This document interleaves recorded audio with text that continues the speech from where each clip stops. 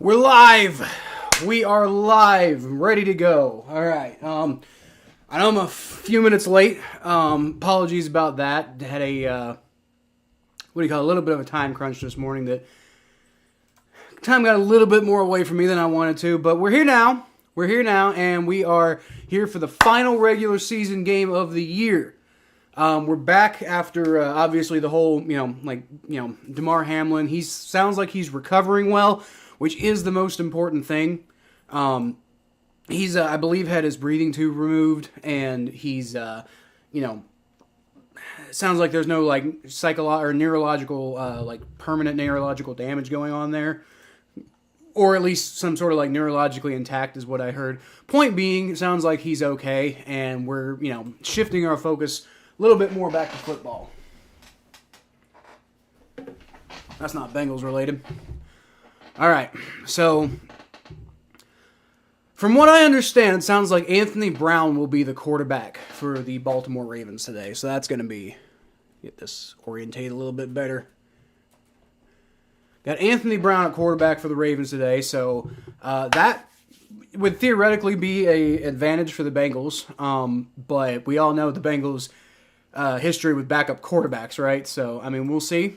We'll see. Hopefully it works out for the Bengals.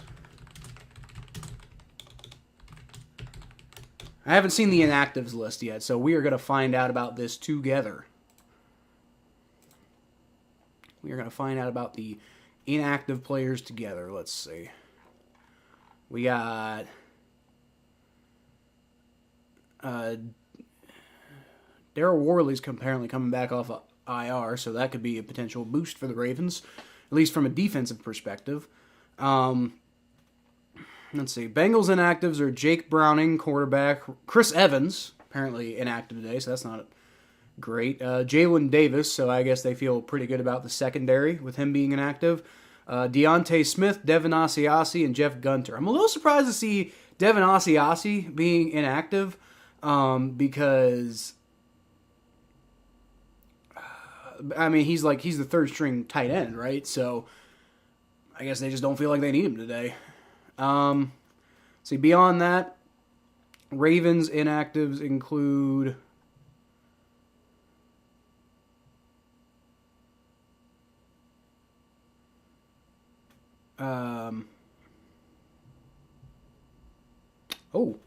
J.K. Dobbins, Mark Andrews, Marcus Peters, Kevin Zeitler.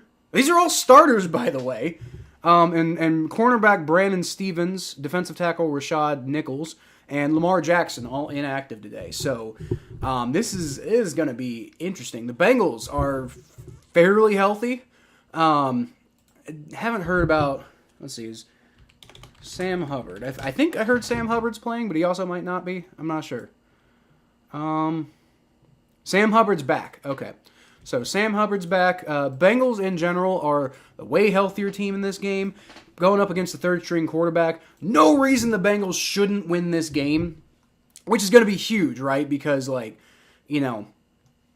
it's going to be huge because the Bengals, a lot of people have been making the argument, and I sort of agree that the Bengals kind of got screwed with the way the NFL decided to, handle the playoffs and, the no contest between the Bengals and Bills. It kind of seems like the Bengals mainly got the short end of the stick on all of those decisions. That said, with the Chiefs beating the Raiders, I was kind of happy to see the Chiefs beat the Raiders, right? Because that means the Bengals had never had a shot at the number one seed in the first place. It just wasn't happening, Should have beat the Steelers, right? Should have beat the Cowboys earlier this year. Should have beat the Ravens earlier this year, A lot of that stuff. Now it's clear the Bengals did it to themselves. There was no shot at the number one seed, and it was their own fault. So we don't have to worry about that anymore. The AFC, the only, I think the only issue with the coin flip now is Bengals got to beat the Ravens to get the benefit of winning the division, and they just get to host the playoff game. Otherwise, it'll be a coin flip. And then there's also the AFC Championship if it happens to be. Well, actually, that won't affect the Bengals at all. It would be if the AFC Championship's between if the Bills win today. And then the AFC Championship game is between the Chiefs and the Bills. Then I believe there would be some sort of like, situation going on there, right? But from the Bengals perspective, the only thing that really still matters is the only thing that really still matters, the only thing that really makes that much of a difference for them is if they lose to the Ravens today, despite winning the division and therefore getting a first place schedule next year, which is I think part of people's concern. It's like it's not just that people are like, we're gonna win and we should have gotten the win, but it's just like it kind of feels like the Bengals are being punished because they've been giving the division win, but they might not receive the benefits of winning the division. All they'll receive is in the first place schedule next year, and then they get to put on the rafters, we won the division in 2022. But if they don't beat the Ravens today, everyone's gonna probably feel like that's gonna be like there's a bit of an asterisk behind it. Now, if they win today, no worries.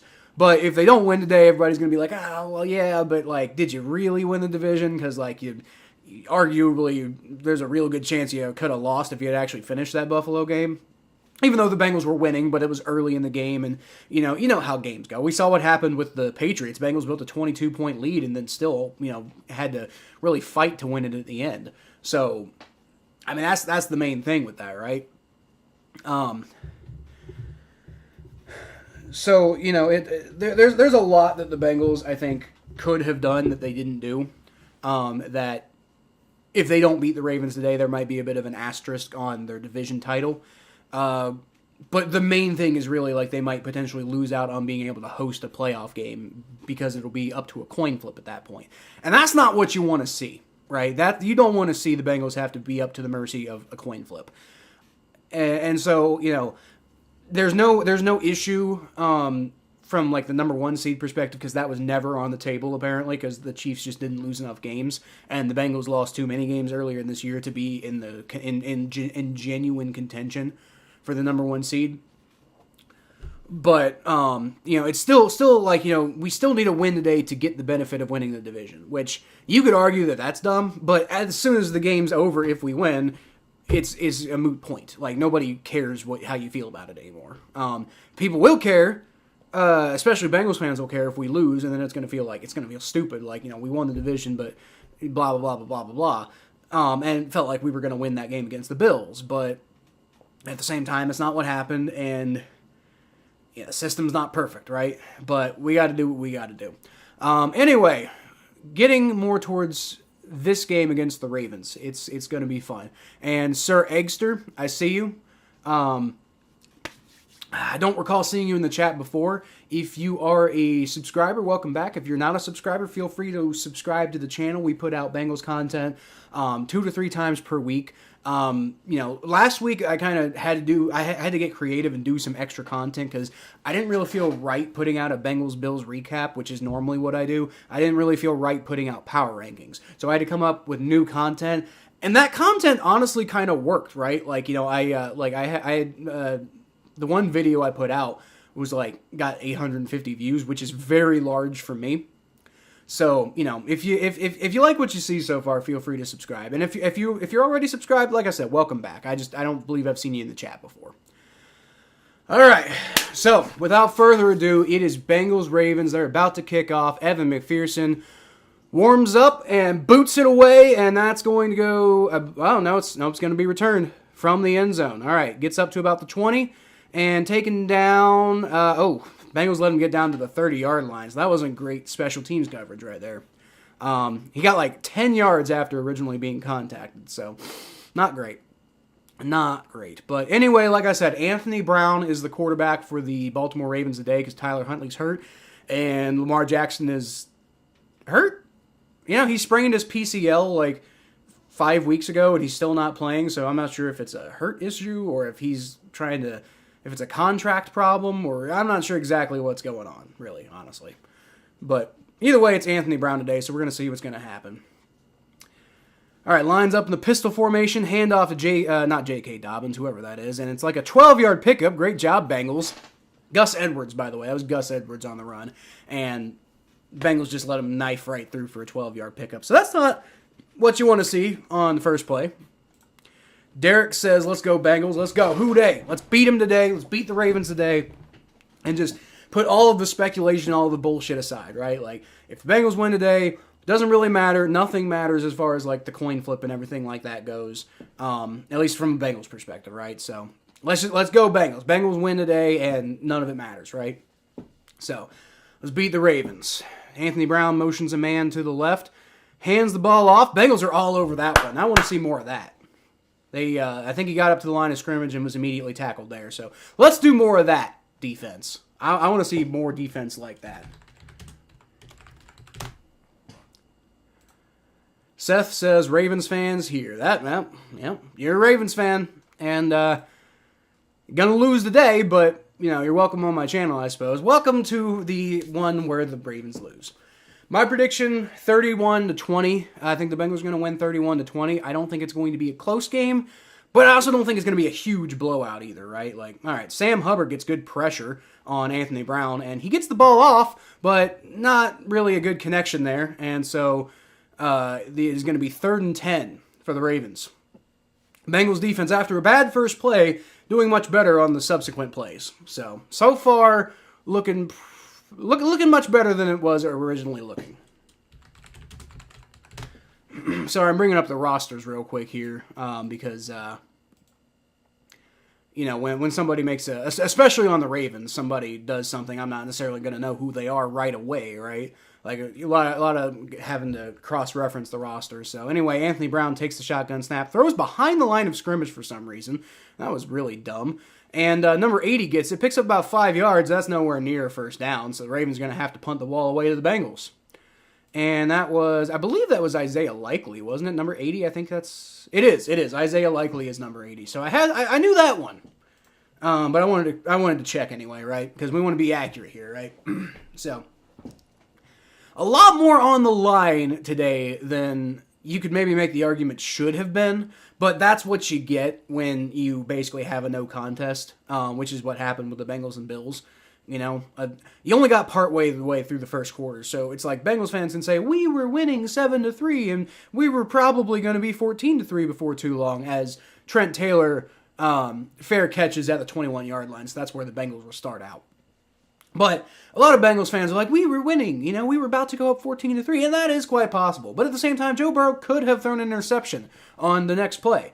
And it probably wasn't going to the way it was going, but he could have thrown an interception on the next play, and then the Bills could have gone down the field and gotten a touchdown because of having momentum and everything like that. And suddenly it's a 10-7 game, right? So, saying that the Bengals were looking like they were going to win in, halfway through the first quarter is, it's a shame that we didn't get to see the game get played, but we didn't, and the results of what happened a few minutes into the first quarter should not define the result from that game, right? So I think no contest was probably the most fair thing, and unfortunately, the way that everything was kind of set up, no contest for the Bengals is generally involves negative things. They needed to win that game to get the positive stuff, A tie or a loss was generally going to lead to negative stuff, except for the division title, right? And then it's a little annoying because it kind of feels like, we technically got the division title, but now we still have to fight the Ravens to get that home field advantage, and that's to guarantee that home field advantage, right? And that's kind of annoying. But at the same time, it's like, should have beat the Steelers, Should have beat the Cowboys. Should have beat the Ravens earlier this year. It's like the only game where it really kind of felt like the Bengals just weren't ready and they didn't really have much of a chance at winning that game. Only one was the one where we lost against the Browns, and that was just because it was our annual stupid game against the Browns, right? But outside of that, all the other losses we had were totally winnable, and it's the Bengals' own damn fault they didn't win those games, I know Clark Harris went out against the Steelers, and that created this whole issue with the long snapping, but at the same time, that was such a low-scoring game that you would think our offense would have done better than that. Same with the Cowboys. They should have done better. But quite frankly, they just should have done better. They had no business losing to a Cowboys team that played like that. And then the Ravens, it was 19-17. They had no business losing that game. They did, and that sucks. But, all I'm saying is, I'm not terribly upset that the Bengals... the no contest caused some problems for the Bengals, right? Because it's kind of their own fault. It's the same thing as if they had lost that game, if they had tied that game. Again, tying means you win the division, but I don't know. I feel like I'm not really trying to be like, oh, woe is me type of stuff with this whole thing, right? Like, I think the Bengals are taking it as motivation, like whatever motivation you can get type of thing, as they set up the 21 Joe Burrow shotgun formation. Throws short to Joe Mixon, who's immediately tackled. So I think he picked up about 2-3 yards on that play. That didn't work out so well. But yeah. So that's just my whole point is like the Bengals Bengals kind of got the short end of the stick, but that was just what was going to happen with a no contest, So Bills just returned a punt for a touchdown. Nice. Well, I'll give my thoughts on how I feel about that game here in a little bit, but anyway, Joe Burrow is in empty shotgun formation on 2nd and 8, so I guess they only gave him 2 yards. Looking around, good protection. Rolls out left, finds T. Higgins and catches, but doesn't quite get the first down, has to come back a little bit for it, and unfortunately catches it behind the line. So it's going to be 3rd and 1. So, probably about the only place T. Higgins could have caught that, though. So it's still a good throw by Joe Burrow. It's just unfortunate that, T. Higgins, I think maybe T. Higgins could have run a little bit of a better route. But that's the only difference that would have made, right? So, I mean, overall, I'd say that was a pretty good play. 3rd and 1, now you have basically everything on the table, right? Every play is on the table. It might be a run, it might be a pass, it might be a play action. Turns out it's going to be a run, and Joe Mixon spins out of trouble, gets himself a first down. Terrible protection, terrible run protection on that play, but Joe Mixon spins out of trouble, makes it happen. So, there you go. That's what you like to see. That's going to be a first down Cincinnati Bengals. There you go. There you go, and that's what you want to see. You want to see that effort. Bengals are playing pissed off today because they feel like they got shafted by the NFL. And I will say, like, Bengals fans complaining about getting shafted, I told you how I felt about that. But, hey, the Bengals, y'all take the bulletin board material you need. I'm totally down for you guys. If you guys want to feel that way, you feel that way.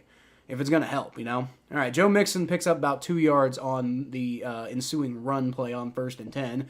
Just didn't work out so well for him, but whatever, They're doing pretty good so far, so it's going to be 2nd and 8 for the Bengals on offense.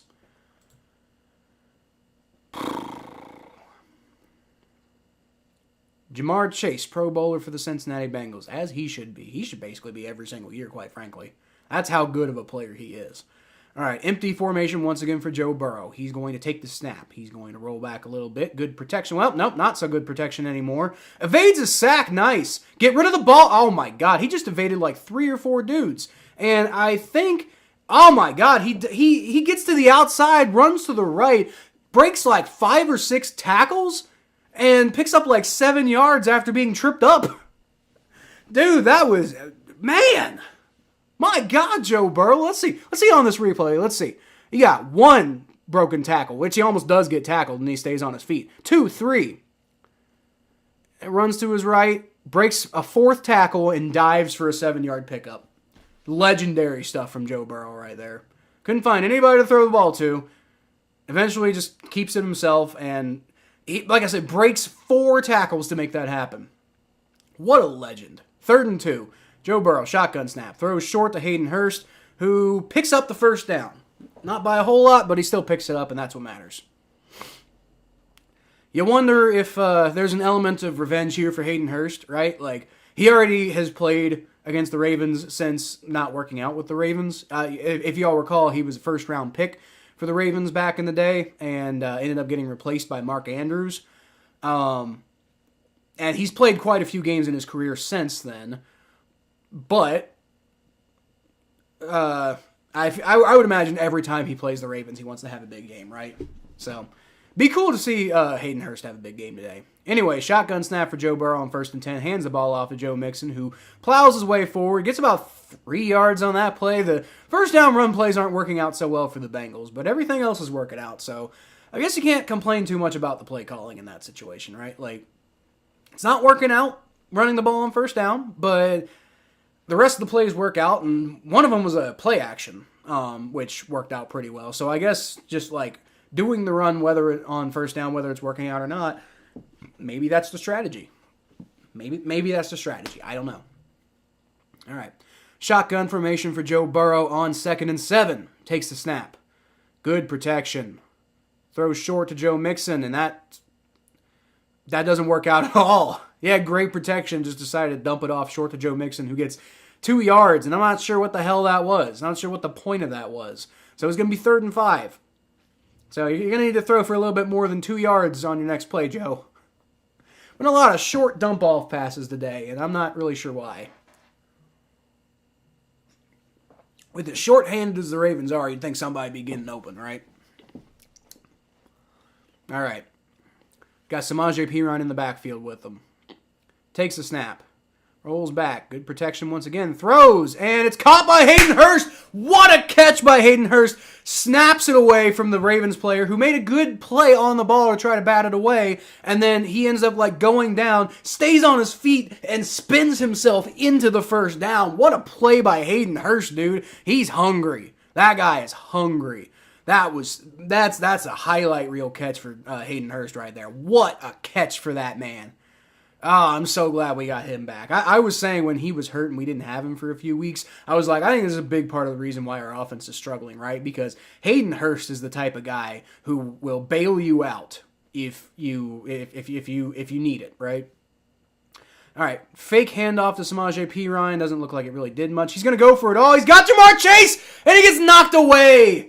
Oh, he had Jamar Chase, but he underthrew it a little bit. Joe Burrow underthrew the ball a little bit to Jamar Chase, and that actually got closer to being intercepted than it did to being a completion to Jamar Chase. He got it all the way to the end zone. It was on target, but it was just a little short. It gets knocked away by by Worley, by number 41 Worley. Why is he not? What? He's not on their roster. I know he's on their roster. Daryl Worley. Okay, he just came back from IR.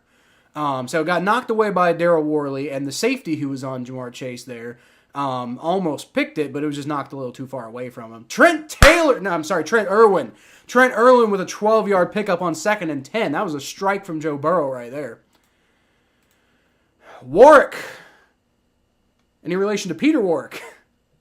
Said, love the Hurst signing in the offseason. I was big on that one, man. I knew we needed a tight end. I was hoping we'd pick up somebody like, actually, Isaiah Likely's the one I wanted in the draft. He's on the Ravens now. I was kind of hoping we'd draft a tight end, but picking up Hayden Hurst is just, that's perfectly fine with me. I'll take that. Adam says, let's go, big-time game, stunt on them. Let's go, Hayden. Joe Burrow shotgun formation on 1st and 10. Rolls back, good protection, throws, and nowhere near that was a terrible throw. No, way overthrown for T. Higgins. Not even close. That must have been miscommunication or something, but it also wasn't thrown anywhere near a Ravens guy, so I guess whatever, just come back on 2nd down, do it differently. Not related, Dad just loved the name. Oh, so is your name Warwick? That's pretty good name. So it's is your first name Warwick? That's a cool name, dude. I like that. John Jansen says hi. What's up, John? What's going on? Let's go Bengals. All right. From the 33-yard line, it's 2nd and 10. Joe Burrow takes a shotgun snap. Throws. Caught by Jamar Chase, who gets away from a defender. Down to the 20, down to the 15. Gets tripped up about the 15.5-yard line. They might give him the 16. I'm not sure. But great play by Jamar Chase just now. That was a good one, man. This offense is moving. It's not perfect. There have been some bad plays, but overall the offense is moving. Yeah, I think they might give him the 16 on that. But I thought he got to the 15. Let's see. Taken down. Yeah, they'll probably give him the 16-yard line. Yes, that's a cool name, man. I like that name. Warwick is a good name. I like that. All right, they did give him the 16-yard line. Joe Burrow shotgun snap throws. Oh wow, dangerous pass there. Hayden Hurst doesn't catch that very well and then gets dropped. Luckily, he got a hand on that, though, because that could have been intercepted. I think that might have been that might have been a bad pass by Joe. Yeah, it was an inaccurate pass by Joe Burrow for where I think he thought Hayden Hurst was supposed to be somewhere else, and Hayden Hurst was not there. So, but luckily Hayden Hurst gets a hand on it, and there's no issue. But anyway, it's going to be 2nd and 10 for the Bengals after the failed first down play. It's going to be 2nd and 10 from the 16.5-yard line, which I guess is where they ended up marking Jamar Chase down at. Joe Burrow takes the shotgun snap, rolls back. Not great protection there, but he's shifty and gets out of it. He throws, trying for it all, but it's way too far. And actually, I think he was just throwing it away there. So it's going to be 3rd and 10. As Hayden Hurst had like 2 guys on him, was not open. I think he was just trying to get rid of the ball, which is the right thing to do. That was the right thing to do. So there's been some... Jonah Williams has not been playing great today. There's been some good protection. There's been some really bad protection, too. And that, I would say, is some really bad protection. But Joe Burrow is doing a great job of getting out of danger. So Joe Burrow is doing a great job of that today. You love to see that. All right. So it's going to be 3rd and 10 from the 16-yard line. 16.5-yard line, whatever.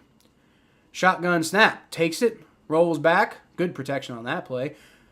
Tries to go for Trent Irwin, and I don't know what the hell he was... That was bad. Another bad pass by Joe Burrow. What the hell was that? What the hell was that by Joe Burrow? I don't understand. Anyway, it's going to be 4th and 10. Bengals going to come out, and Evan McPherson's going to try for a relatively short field goal. Not a fan of the teams, but I don't like that next week could be a home field by a coin flip. Yeah, that's I don't like that either, man. I want the Bengals to win, and nothing against the Bills, but I want the Patriots to win so that we can just have the Chiefs are the number 1 seed and there's no controversy about it, right? Like, I don't love the Chiefs, but like I don't need this controversy, man. Like, oh, it should have been this, it should have been that. As Evan McPherson nails the field goal, and it looked a little weird at first, but he did make it, and so it is now 3-0 Bengals early in this game, and offense definitely looking a little sketchy, but did enough to get some points on the board, so 3-0. Just the beginning of the blowout, right? I really don't care. I actually don't really want to blow out the Ravens this week. I want this to be like a decisive win, but not a humiliating win, right? Like my prediction 31-20, that would be about ideal for what I want, right? Like beat them enough to not really give them a lot of hope for when we play them next week, but don't like run up the score and give them bulletin board material either, right? Like just a simple decisive win that, you know, makes it clear that the Bengals are the better team and they're definitely the division champions, but nothing that's going to piss the Ravens off and make them really, really roaring for something big next week, right? 3rd and tutty. Would have been nice, not quite so much. Message is a bit delayed. That's fair. Yeah, that's fair. John says, I am fine with AFC Championship at a neutral site. I'm okay with that, too, for the most part. Like, I don't know, it depends, like... It would be really weird. Like, if the Bengals play the Jaguars and it ends up being at a neutral site, I'm going to be a little...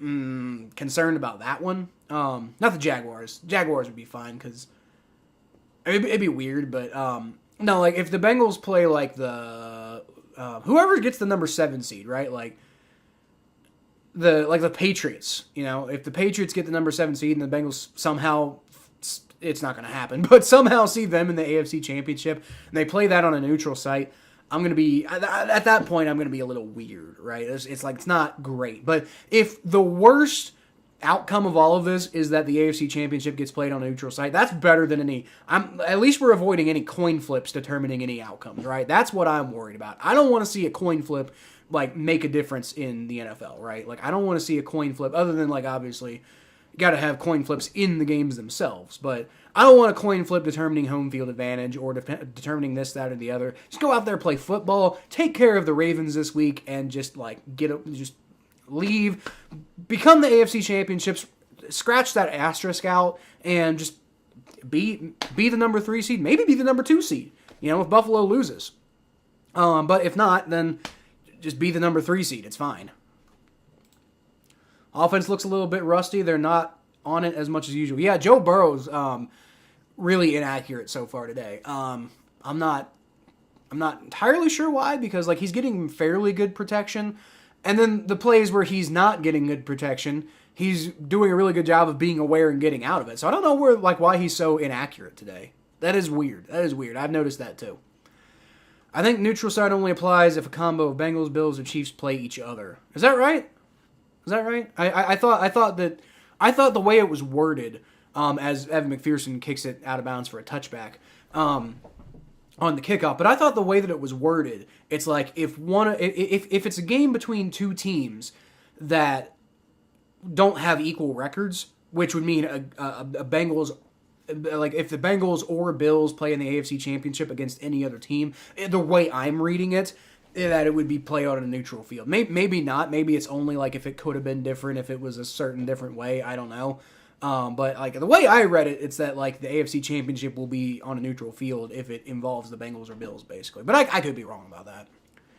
All right, Anthony Brown's going to come out in the pistol formation. Fakes the handoff, then he's going to throw. It's intercepted! Let's go!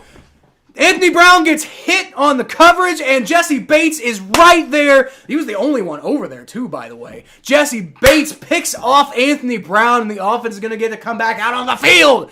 Let's go! Let's go! B.J. Hill, I believe, causing the pressure that made Anthony Brown throw it badly, and Jesse Bates picks it off. Let's go! John says, I'm sorry, John, I'll get your comment in a second. The defense just went into the end zone and started doing like sat down and started doing this like weird waving around thing. That was really funny. That was really funny. And let's see. Well, yeah, it was BJ Hill who got the pressure, and Jesse Bates just nobody around but Jesse Bates. He's the only person in the vicinity. All right, shotgun snap for Joe Burrow from the 48-yard line. Going to throw way too high for Tyler Boyd. Like, what is going on, Joe Burrow? Why is Joe Burrow so inaccurate today? This is concerning. I'm not, like, long-term concerned, but, like, today I'm like, what the hell's going on with Joe Burrow? Like, he is really inaccurate today.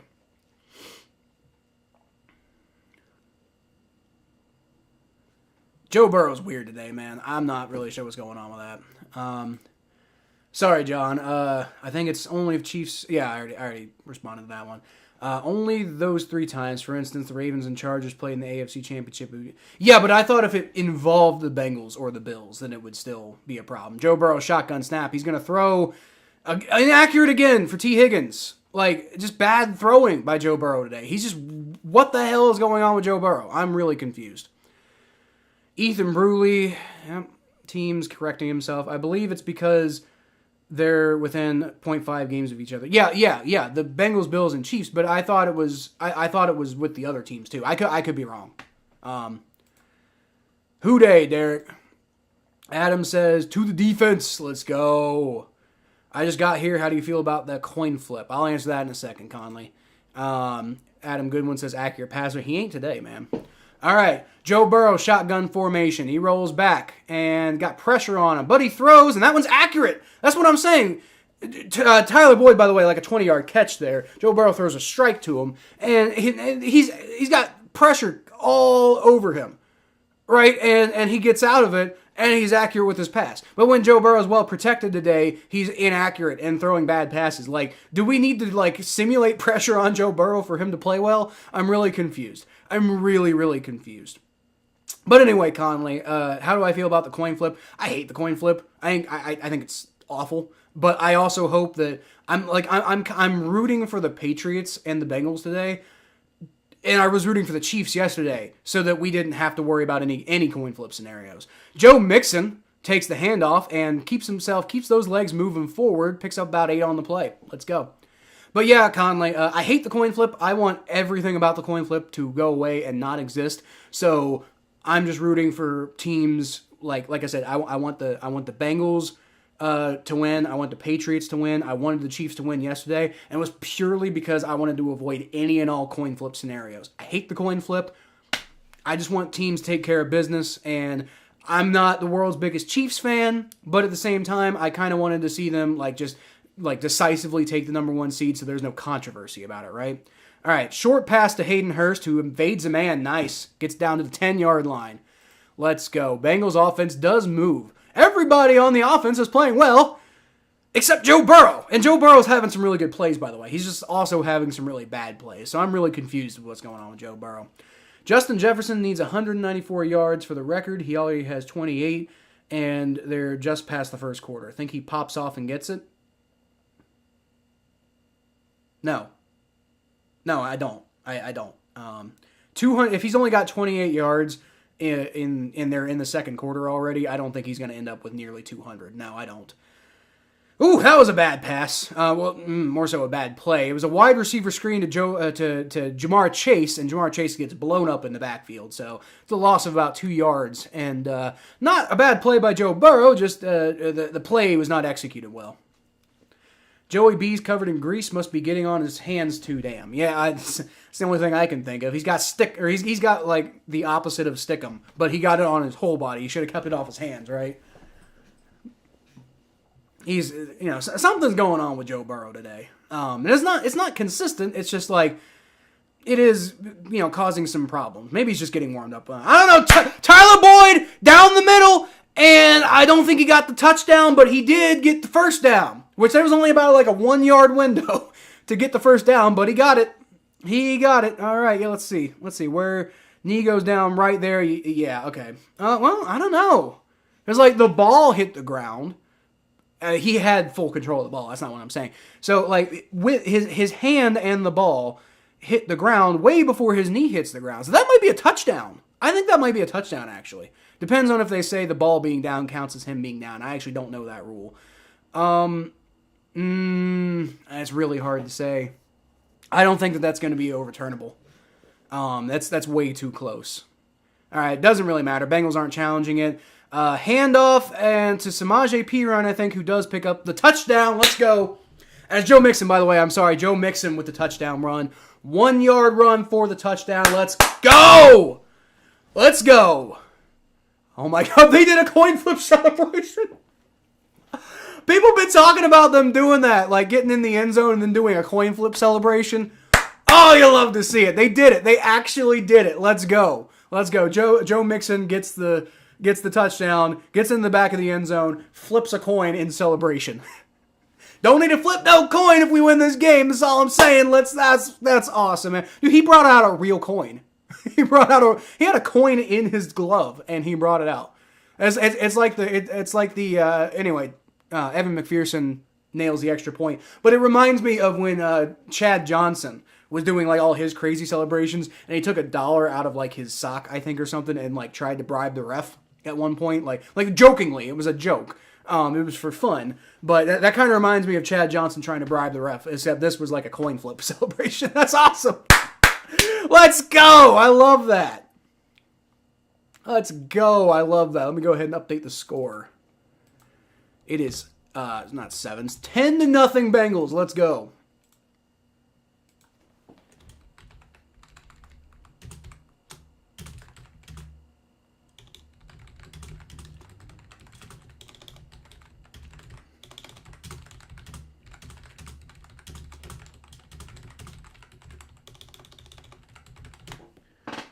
That is I love this team so much, man.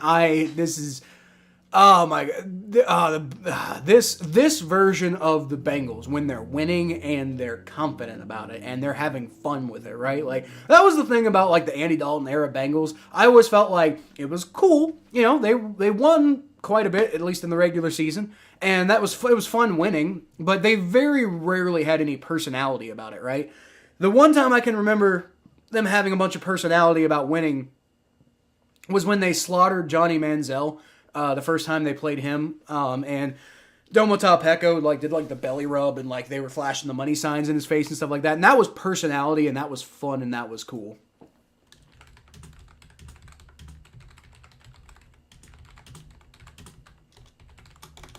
But other than that, the Bengals that existed from like when I was a kid, the Bengals, it was Chad Johnson, it was it was all that personality. The Bengals were fun and winning. And then when I was coming into my adulthood and stuff like that, that was the Andy Dalton era Bengals, right?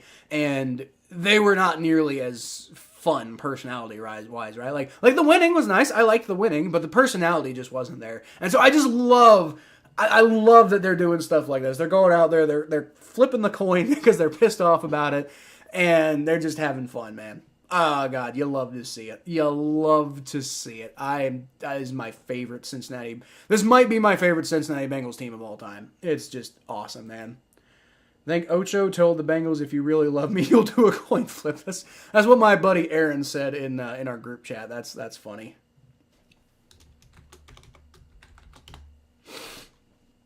That's funny. That's funny. Oh, I love this team so much, man. Oh, I love this team so much. Bengals are up 10-0. They're out there flipping the coin in the end zone. They're like, y'all, we might be the best team in the NFL right now. Like, we just straight up might be the best team in the NFL right now. And, not to spoil anything, but if, we'll see what happens with the Eagles-Giants game later today, but Bengals might...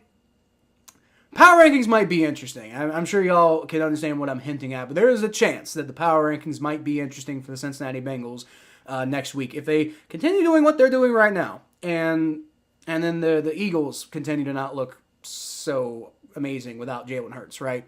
Then you're starting to think they were number 2 before now, and with the way that they kind of looked like they were handling the Bills on that Monday game, just saying. Just saying. Handoff to Gus Edwards for the Ravens, and he bounces out to the left side, does get a little extra room, and picks up about 4.5, 5 yards. Conley says, "I have no doubt in our boys. We're in the AFC, but it seems like they didn't think about what was fair and ethical and thought, what would make this more interesting?" I think they overthought it. I think that's basically what happened. Somebody was going to get screwed no matter what, but I feel like they could have done a better job of mitigating the screwedness, right? Like and there were already rules in place. That's the other thing that gets me about it. As there's another handoff to Gus Edwards, Bengals take him down immediately. There you go. So it's going to be 3rd and 5. But yeah, I think the NFL went into it with the spirit of trying to do what was right for everybody. I don't think they were trying to screw the Bengals, but I think they overthought it. I think there are already rules in place, like Zach Taylor said, and he should have just followed the rules. There's already protocol in place for stuff like this, and they just changed it up because they wanted to they wanted to make a statement or something like that. I don't know. I don't think it was meant to screw the Bengals over, like some people suggest. But I do think that it was unnecessarily complicated and it was stupid. Like I hate the coin flip. I think it's awful and stupid. But at the same time, if the Bengals handle business today like they're doing right now, then it doesn't matter, And that's the end of the first quarter.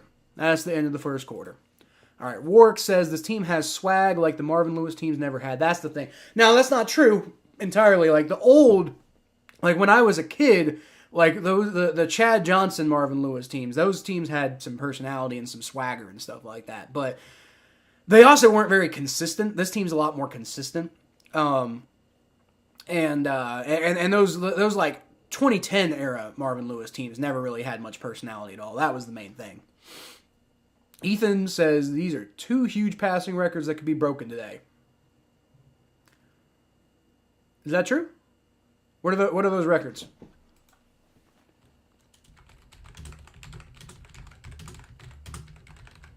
What are the is like Joe Burrow could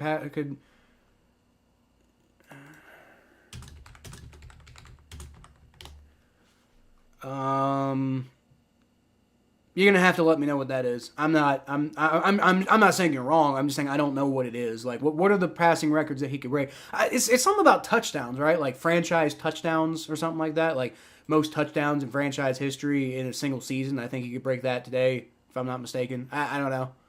But let me know what that is. Oh, you already did. My bad. Okay. Tom Brady, his 12 pass attempts away from... Okay, so it's not just... Okay, so none of it's Joe Burrow, apparently. Tom Brady's 12 pass attempts away from breaking the most pass attempts in the season. That's not necessarily a record that you want, right? Unless it's paired with success, and Tom Brady hasn't had a lot of success. So I don't know if that's really that good for him. All right, and then Nathan Peterman is only 5,453 yards from the most passing yards in a season. Both could be broken. Yeah, Nathan Peterman could throw for 6,000 yards today. Yeah, it's probably not, but you never know. Never know. Why is that not coming up?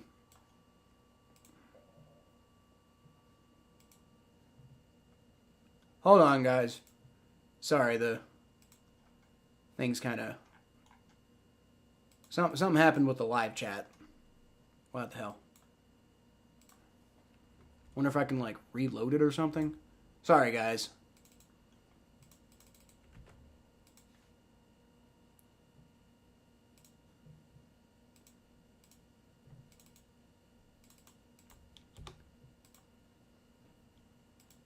Well, anyway, I see your comment, Jeff. I'll get to it in a second. My chat's being weird. Anyway, oh, it's a picked again! Mike Hilton picked off Anthony Brown this time. Let's go!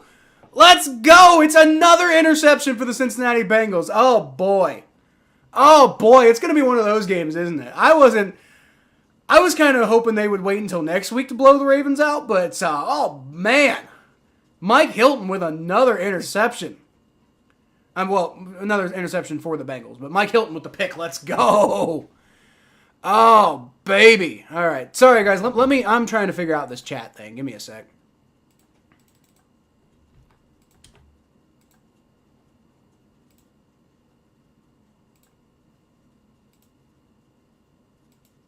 Why is my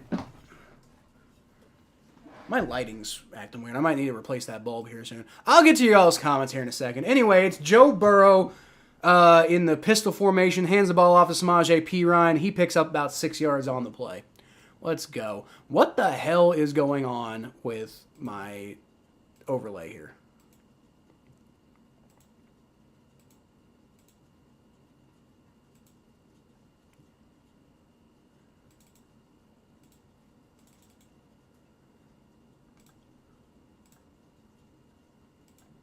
It's just straight up frozen. I don't know. I'm gonna have to figure that out here in a second. But anyway, shotgun snap for Joe Burrow. He rolls back. He's gonna throw deep, try for it all, and overthrown for T. Higgins. This is doing a lot of that today.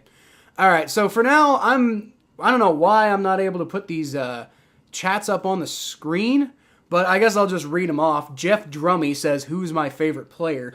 And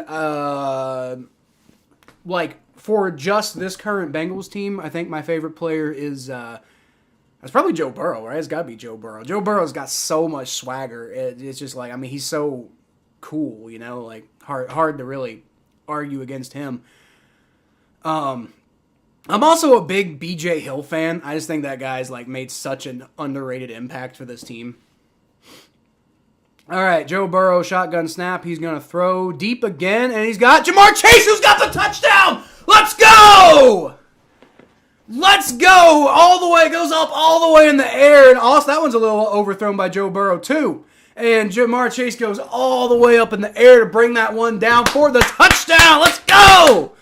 Oh, they're doing it. Oh, they're doing it, everybody. Again, like I said, I kind of wanted them to wait until next week to blow the Ravens out, because next week is going to be the one that really matters if they win this game, because the Ravens will play if the Bengals win today, I think the Ravens are locked into the 6th seed, and so most likely the Bengals will play the Ravens next week. So I kind of wanted them to wait till next week to do the blowing out, so you don't give them any extra bulletin board material, but you know what? If you're going to do it this week, that's fine. You know, it's a little bit of a strategic point, you know, like waiting till next week to blow them out. But if you're going to blow them out this week, might as well, you know? Like, let's fucking go. All right. Ed McPherson, extra points up. It's good. All right, let's go. It is 17-0 Bengals. They didn't see the Ravens did not know what was coming. The Bengals are like, we are the AFC North champions. Go fuck yourself. There's no asterisk. No asterisk. 0 asterisk. I think I'm going to need to change that light bulb. I think I'll do that at the next commercial break. Which actually is right now. Okay, I'm gonna go change this light bulb real quick, and I'll get back to your comments. I'm trying to fix the chat overlay, but it's not working right now. Where are the light bulbs? Down here? Yep. Hey, you get away from there.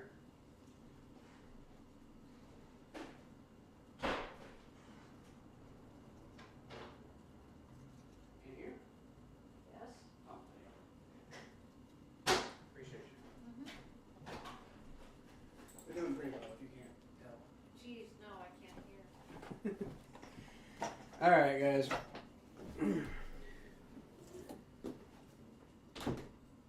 Replacing a light bulb. This is the content y'all came for, huh? And once again, I am going to get to your chats here in a second. Just having a little bit of trouble with them right now.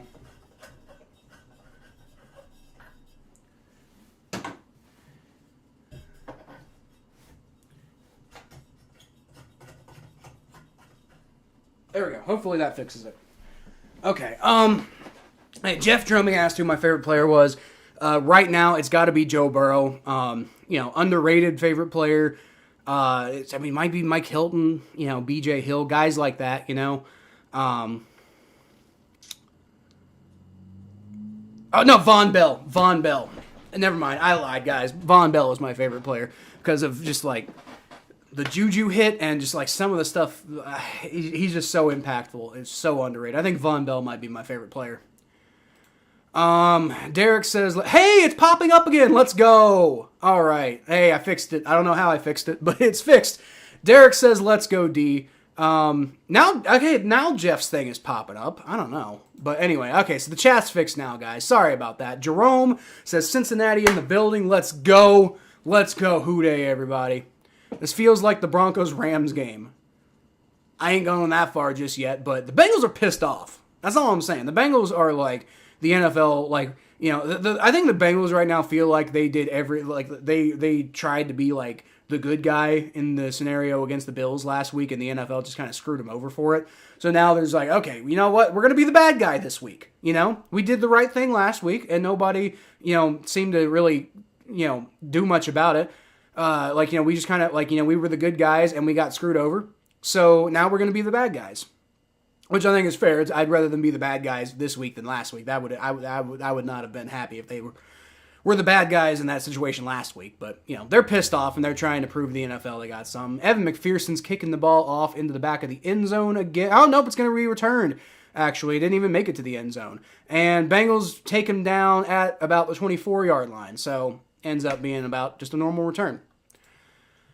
To the defense, let's go. Cincinnati's good, man. Dude, this team is dangerous right now. Like I said, if the Eagles falter again and lose to the Giants, look out for those power rankings. If the Bengals win, do they for sure play the Ravens again? I believe so, yes. I think the Ravens would be locked into the number 6 seed. Actually, no. Okay, so if the Bills lose, then the Bengals get the number 2 seed and then won't play the Ravens. But if the Bills beat the Patriots, which I actually don't even know what's going on with that game right now. Looks like it's not even updated right now. Hold on. We got another play. Anthony Brown's going to fake the handoff. He's got pressure immediately, dumps it off short, and nobody's there to tackle him, and he picks up a first down. That is not great defense right there. Now, again, they've been playing great defense so far, so I'm not really going to complain too hard, but that wasn't good. All right. Let's see. Looks like the Bills are over the Patriots right now, 14-7. So, Bengals could get the number 2 seed if the Bills lose that game, but other than that, Bengals will be the number 3 seed, and if the Bengals are the number 3 seed and the Ravens are the number 6 seed, they will play each other, yes. So, if the Bengals win, the only way they could avoid the Ravens is if the Bills lose. All right, so that's going to be a handoff to Kenyon Drake, and there's just nobody on the outside there to bring him down. Eventually, Cam Taylor catches up to him, throws him down, but not after about a 15-yard pickup. Jesus. Jerome says, hooday, let's go. Depends if the Bills lose and the Bengals win. Yep. I'm just going to speed through some of these. My favorite team is the Bengals, if you can't tell. Sound effects. I haven't seen you in the chat before. If you're a subscriber, welcome back. If you're not, feel free to subscribe.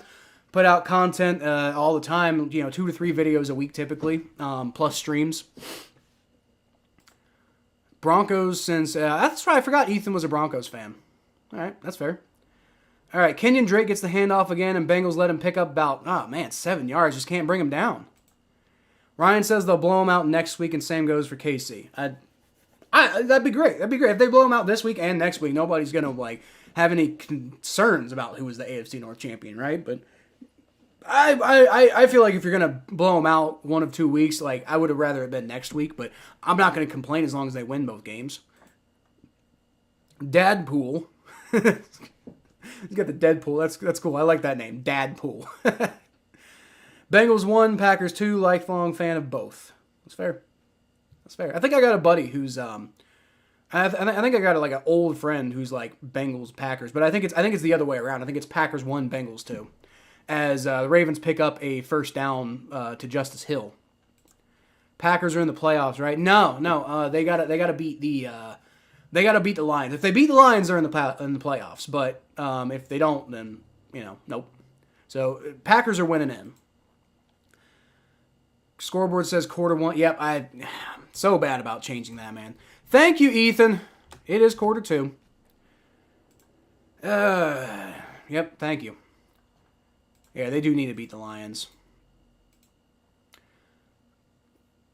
Handoff to Kenyon Drake and 7 more yards for him. Bengals run defense not looking so good right now.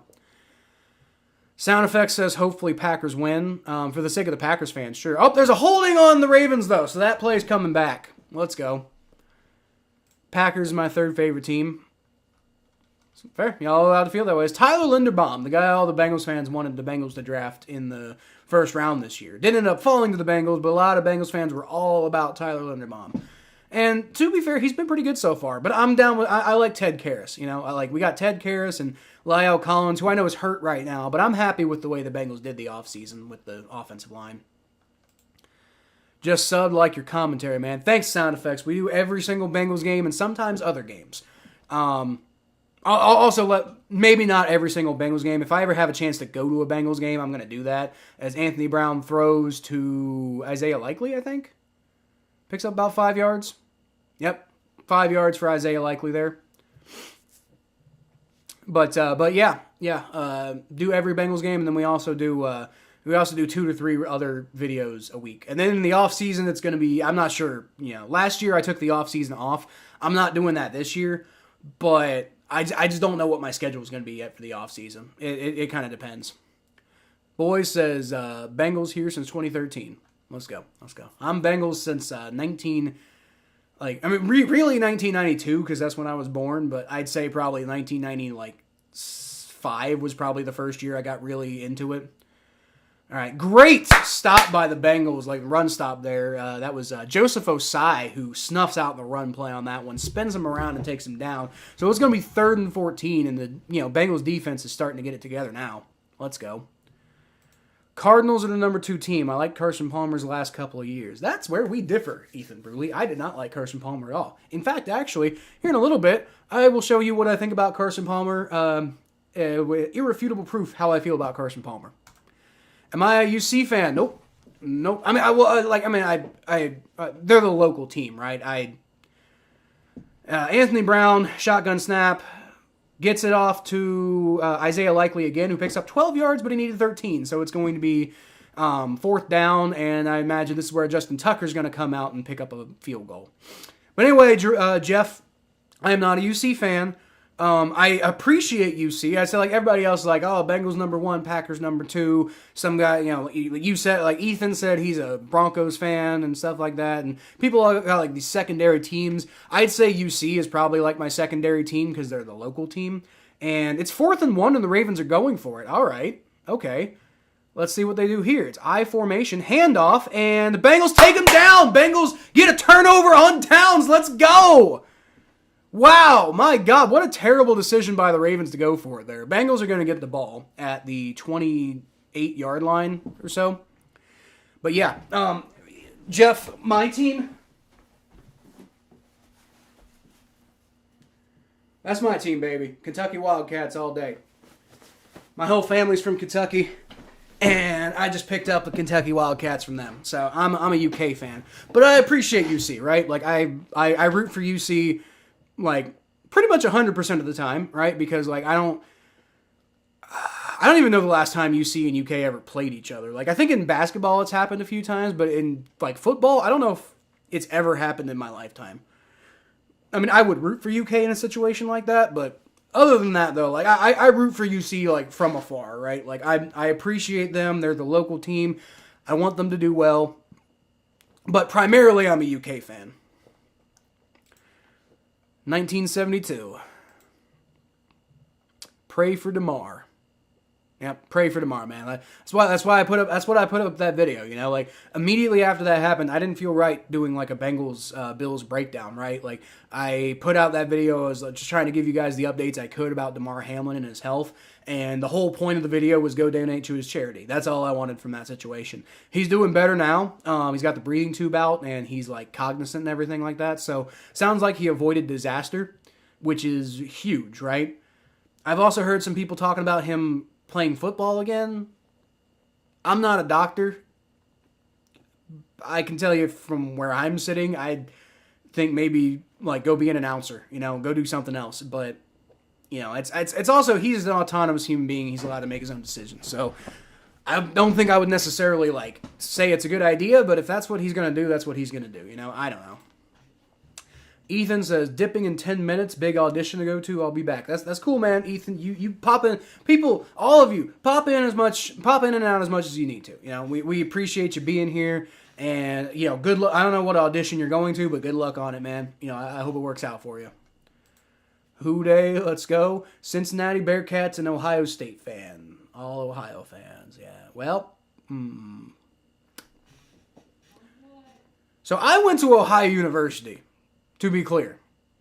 Also, fuck you, babe. I'm going to do it. I went to Ohio University. I don't like Ohio State.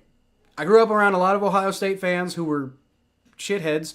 And me being a UK fan didn't really sit too well by them. So didn't exactly have the best, childhood involving Ohio State, right? But I'm not gonna like shit on you for you. Like, unless you're a Steelers fan. If you're a Steelers fan, I'll shit on you all day. But I'm not going to shit on you for being a local fan of Ohio State. You do what you want to do, man. Joe Burrow, shotgun formation, is going to fake a handoff to Joe Mixon, keep it himself, and I think picks up a couple more yards than Joe Mixon would have picked up, but still only about 4, maybe 5. Where is this GoFundMe at now? I don't know. That's a good question. Last I checked, it was over 8.5 million or something like that. It is up. No, I guess it never was. It's now at $8.4 million. So. That's so incredible and heartwarming to see, right? All state brand, have a good shot at first chair saxophone. Nice! Let's go. Got to claim that title, too. Let's go, Ethan. Let's go, Ethan.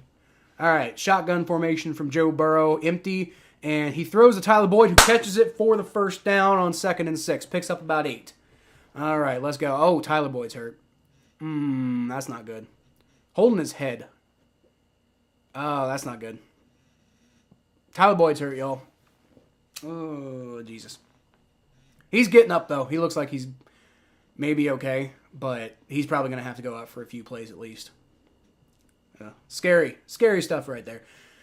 All-state band, good chance at first chair saxophone. You know, the guy who made the background music for this channel, when I'm doing my show and like the underlay like like that whole like melody, he actually wrote that melody and has actually been on the show a couple of times playing characters for me back when I did previews last year.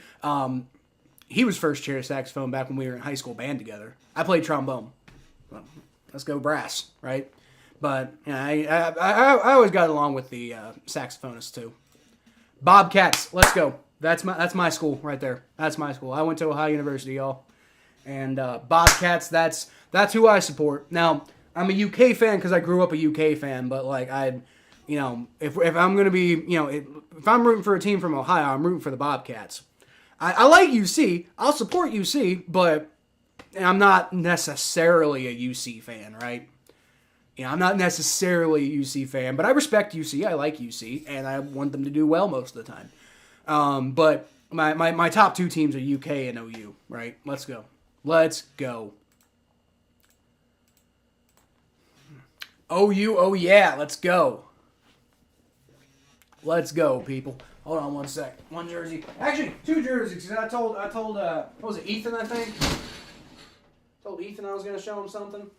Going to bring that one out, and we're going to bring, oh shit, and we're not going to bring that one out. Bring my old one. So this is not the one I wear, but this is my old jersey that I had from college. My old Ohio U Bobcats jersey that I got from when I was living in Athens, and I just picked one up because I liked it. Let's go Bobcats. Let's go. And then this one, I believe, who was it? I think it was Ethan. Yeah, Ethan. He said Cardinals number 2 team like Carson Palmer his last couple of years. I did not. This was my opinion on Carson Palmer. And this is, by the way, the original duct tape from when I did it. I taped that over. I was very upset with the way he handled that. And for me, it wasn't even the fact that he asked for a trade. It was the way he went about doing it, and then the shit he talked about the Bengals afterwards. Like, shut the hell up, dude. Go live your own life. That's how I feel about that. Who's your least favorite team, the boys? I might have missed that.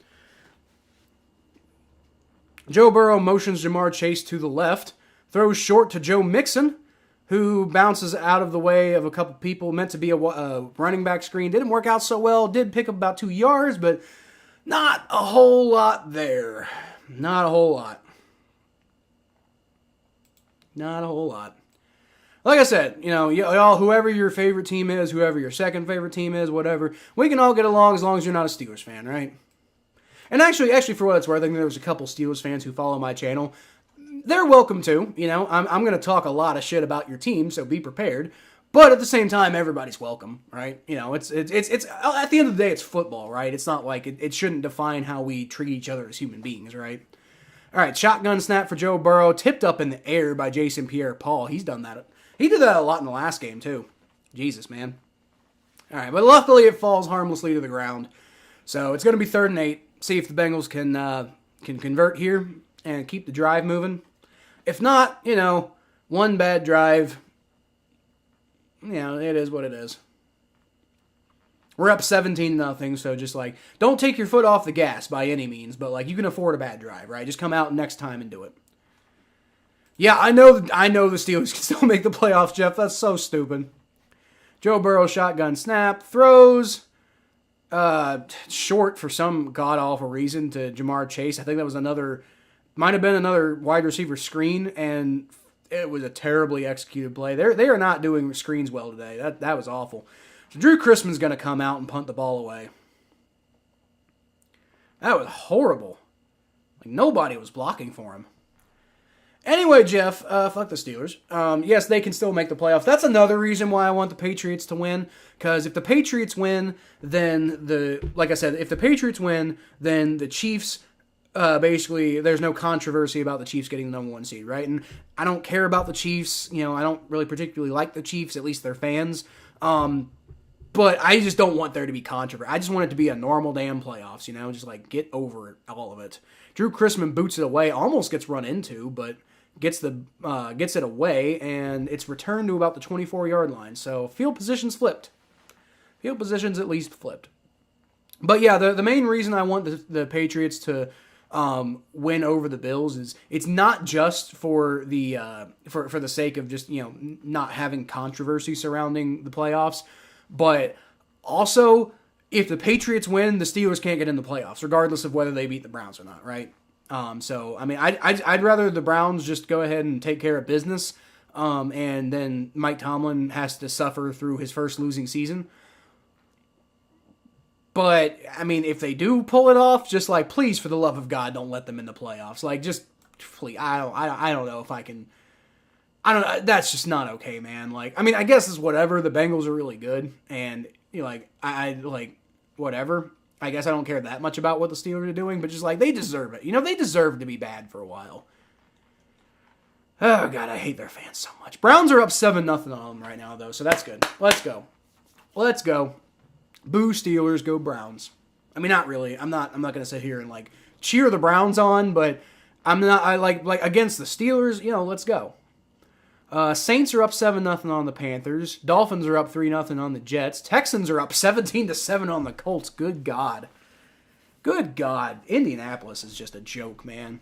Vikings up 16-0 on the Bears. Interesting. They got very little to play for. Buccaneers and Falcons tied 10-10. Let's go Falcons. Buccaneers deserve a losing record, right? Let's go Falcons. It would really be his first losing. It would, yeah. It'd be the first losing season Mike Tomlin's ever had. I can't remember if he's ever had an 8-8 season, but he's definitely never had a sub 500 season, and that's crazy, right? But I need it. I need him to. Like Mike Tomlin's a Hall of Famer, like no matter what at this point, I think. But maybe we can put like a little bit like I just don't want him to be like he's not one of the best coaches of all time. And if he finishes his whole career without a losing record, then people are going to make that argument, you know? And he's not. He's not one of the best coaches of all time because he's a Hall of Famer for sure because he did some incredible things.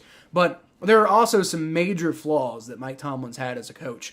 And you see in particular with the way that like the whole like that 2018 Steelers team, like the late 2010s Steelers looked like it just this incredible amalgamation of like really talented football players.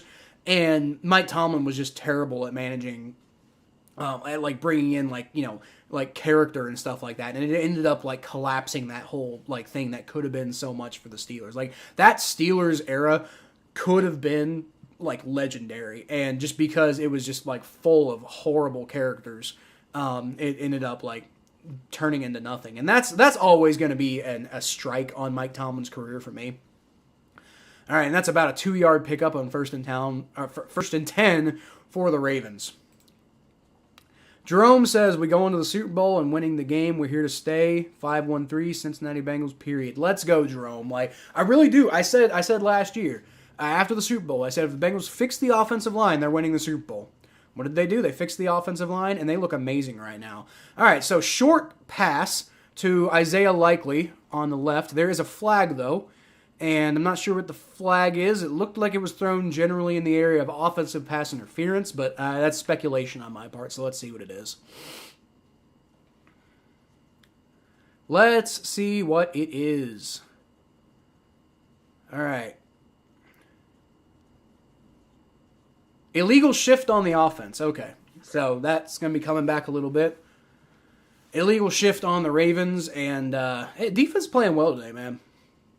I've been sitting on my couch for like a day now just watching football on YouTube because I fractured my collarbone a few days ago. That sucks, man. Hope you feel better. That's rough. Yuck. Let's go, Ritter. That's the other thing, Jeff. I also want to see the Falcons win for Desmond Ritter. You know, like I said, not a UC fan, but I do kind of, you know, like UC, and Desmond Ritter led him to a college football playoff, which I thought was cool as hell. So, you know, I'll root for Desmond Ritter. Let's go. All right, Anthony Brown throws. Was that DeMarcus Robinson, number 10? Either way, it was just totally dropped. And I think Jermaine Pratt might have gotten in the way of it a little bit. But let's see, number 10. That is DeMarcus Robinson, yeah. So let's see. Okay, Jermaine Pratt might have tipped that a little bit. Kind of hard to tell. It happened so fast. Yeah, it did get tipped a little bit. Isaiah Likely got his arm on it, though. Like his arm and his hands. Isaiah Likely should have caught that.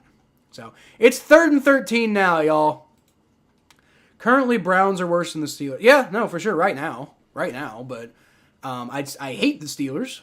I don't want it to be true, but it is true. All right, Anthony Brown throws way too high for Isaiah Likely, but I think Trey Flowers might have been all the hell over him. And there's also flags in the backfield. I think this might be like roughing the passer on the Bengals and defensive pass interference. So, yuck. That's going to give the Ravens going to get a first down out of this. I can almost guarantee. That's what it looked like to me. Anyone watch baseball? Nope. I don't watch baseball.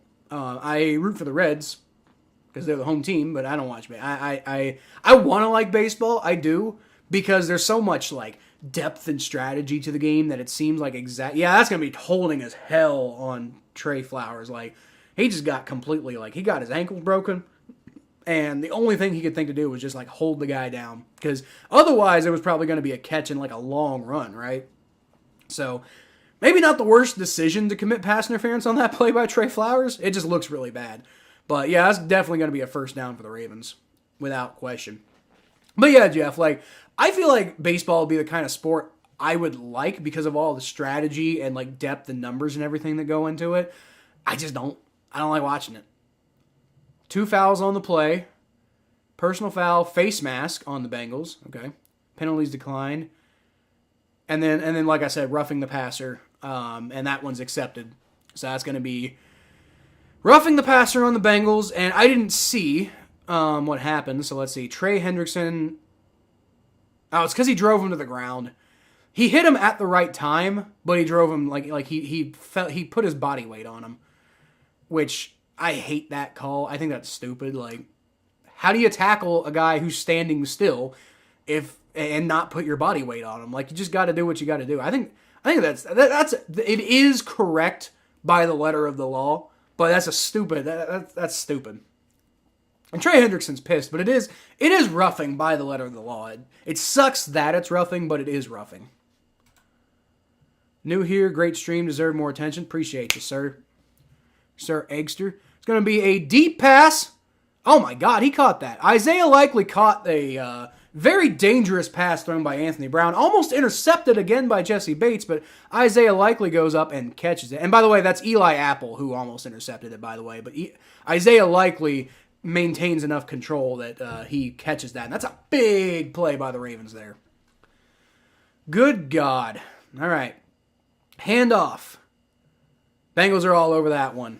There we go. No gain on that play. Maybe about a yard. Maybe a yard and a half a yard, something like that. Kenyon Drake was the guy who ran that ball, by the way. But what a catch by Isaiah Likely there, man. Eli Apple all over it. Can't do anything about it. Cannot do anything about it. But I appreciate you, Sir Eggster. If I deserve more attention than that, let other people know about me. That'd be great. I will get more attention though, because I'm committed to trying to turn this into something, right? Like, I'm putting out videos. I'm trying to be consistent. The more consistent I am, the more YouTube's gonna recommend me to people, and then the more people who pick up on it. But I appreciate you saying that, man. I appreciate you saying that. We're gonna grow here, but I appreciate the kind words. And welcome, by the way. Welcome. I haven't seen you in the chat before, so welcome. Adam says roughing the passer calls are so soft this year. They are, but they've made the rules soft is the problem. The rules are so dumb. All right, handoff to Kenyon Drake. That goes about 2 yards maybe on 1st and 10. There's a flag. What's the flag? Probably holding.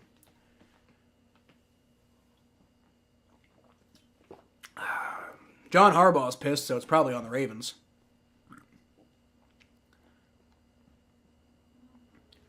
All right. No flag? I'm confused. So I guess there's no flag. They waved the flag off. Okay, never mind. Not entirely sure what they were calling in the first place.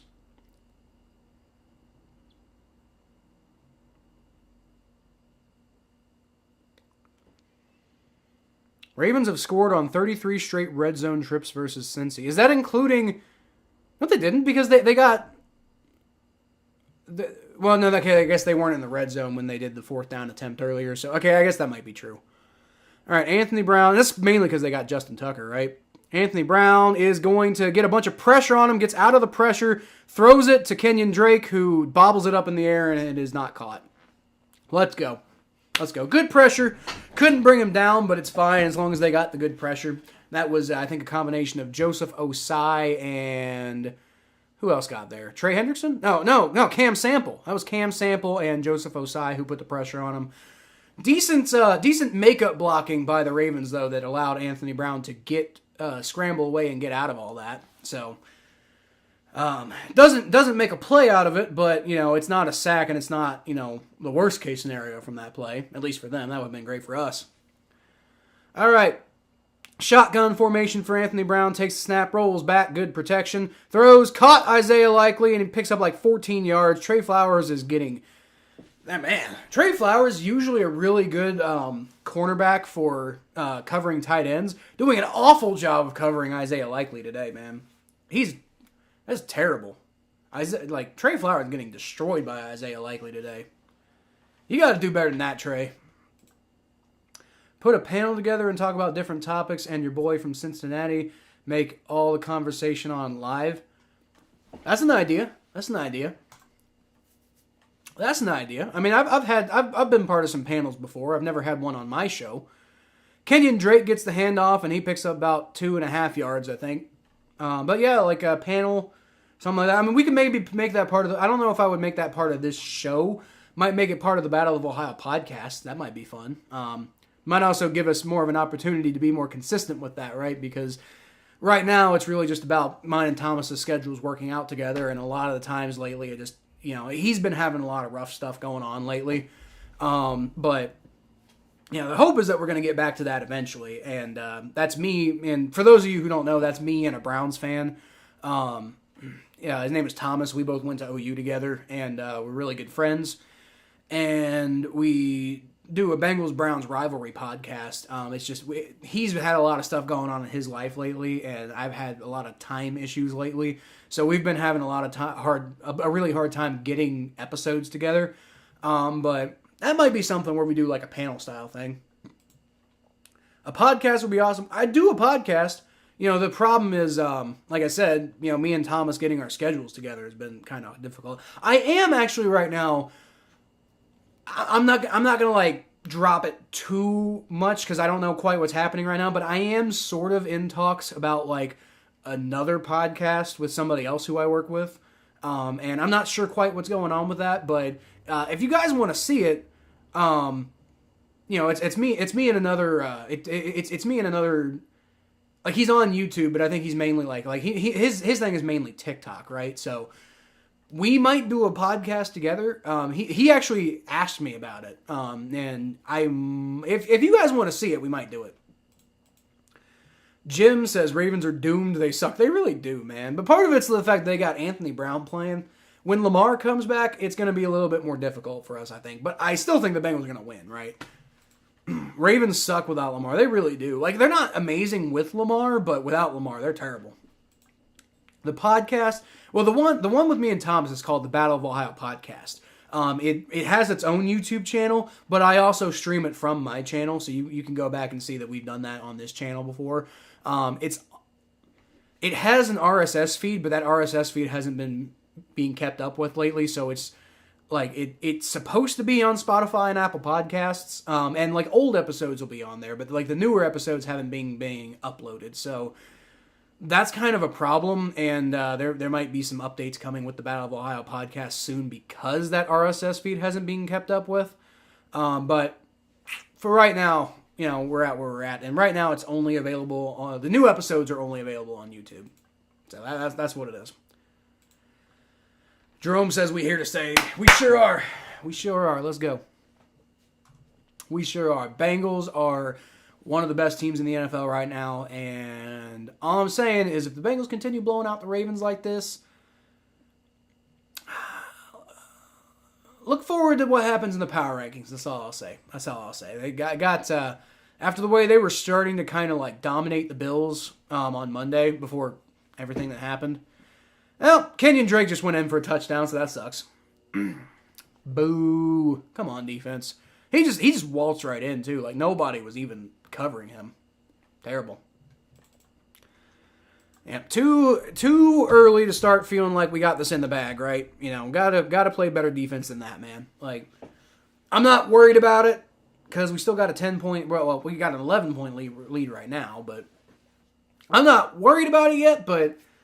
Got to play better defense than that, especially with Anthony Brown in at quarterback. And you had so many opportunities on this drive to shut them down, and you just let them keep extending it. Like, it's like watching the Jaguars against the Titans yesterday, right? Like, they were horrible on 3rd and 4th down against the Titans. Justin Tucker nails the extra point. It's 7-17, folks, or 17-7, I guess would be the better way to put that. 17-7 Bengals. No reason for worry just yet, but I definitely need the offense to get back to stepping up and the defense to get back to stepping up because that was not a great last couple series or last couple drives, I suppose. Got to do better than that, but luckily you've done enough to build a cushion so far. So we got 1:57 left in the second quarter, folks. And I suppose Bengals going to have just under 2 minutes, and I believe all 3 timeouts. Not the 2-minute warning, but the Bengals going to have 1:57 left, or probably more like 1:54 left, and then all 3 of their timeouts to try to put some more points on the board before the half. And if you can do that, go into half at least 20-7. 20-7 would be great. If you could get 24-7, that'd be amazing. But at least try to go into the half at least 20-7, right? Because if you can do that, you're gonna really you're gonna keep the momentum, right? But you don't want to you're starting to give a little bit of momentum to the Ravens, so just kill it, Go get some. Go get some there. All right, Travion Williams, the pretty good return there. Gets up to about the 27-yard line. Yeah, just go get some points. If you can get a touchdown, great, but at least a field goal. Field goal's fine. Field goal puts you up 27 going into the second half, and you're still not super comfortable, but you're feeling pretty good at that point, right? But if you let them, if you get off the field with no points, then you're starting to worry about giving the Ravens momentum, right? KJ Osborne, 4 catches, 112 yards. Vikings trying to find offense. Joe Burrow throws, caught by Jamar Chase for, I believe, a first down. I'm not sure. He kind of came back across the down marker, so I'm not sure where the refs marked it. He didn't quite get back across the first down, but they are giving him the first down, so I think it's original forward progress. All right, shotgun snap for Joe Burrow. He's going to throw. Hayden Hurst not ready for it, does catch it, but because he wasn't ready for it, he gets tackled in the backfield. Boy, do better. Do better. KJ Osborne, Vikings trying to find offense other than Jefferson in this game. That's the thing, man. That's the thing. Who gets the ball at second half? I believe we do. Joe Burrow, shotgun snap, throws, caught. No, dropped by T. Higgins. That sucks. Damn it. It's going to be 3rd and 12. Wesley says, "Who day?" Let's go, Wesley. Let's go, Wesley. I don't remember seeing you in the chat before, Wesley. If you're new, feel free to subscribe. If you're if you're returning and I just haven't seen you before in the chat, welcome back. But, if you're new, feel free to subscribe. We put out Bengals content pretty regularly. If they don't score more than 7 in the first half, they're not going to win. We're a second half team. That's true. We are a second half team. So I'm not worried. I'm just saying if you don't score, you risk giving the Ravens momentum in the second half. And you just don't want that. You want to decisively beat them. Joe Burrow, shotgun snap. Throws, caught. Not for much. Samaje Perine threw it short on 3rd and 12 for some reason. And gets it to the 40. But that's still 8 yards short of a first down. So the Bengals are going to have to punt the ball away. And that's what I was worried about, right? You're giving the Ravens some momentum. Especially if they got 55 seconds left and 2 timeouts. They could go get a field goal, And suddenly it's, you're only going to have a 7-point lead in the second half. I'm not worried. It's just annoying, Any update on Tyler Boyd? Haven't heard, actually. Haven't seen much from him. I don't know. I did see he got up.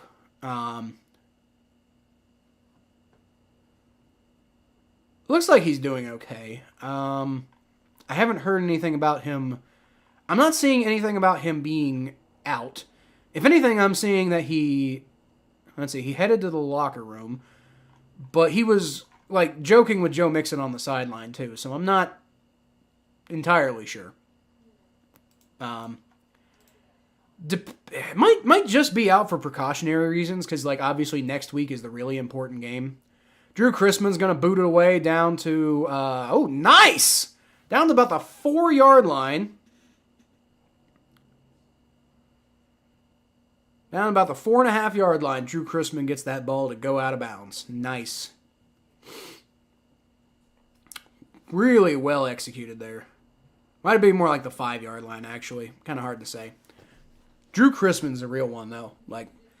Love Kevin Huber to death for everything he's done for the Bengals, but I think what's big here is that Kevin Huber I think is a little over the hill. I think he's pretty much done, and Drew Chrisman is an incredible punter from what I've seen so far.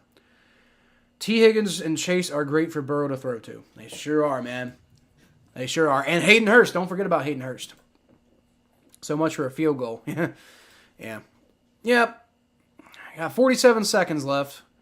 Try to keep the Ravens away from field goal range. That'd be huge if they can stop them. All right, and that's a good way to do it. Kenyon Drake takes the handoff, bounces around a lot in the backfield only to get about a half-yard gain. So that works out.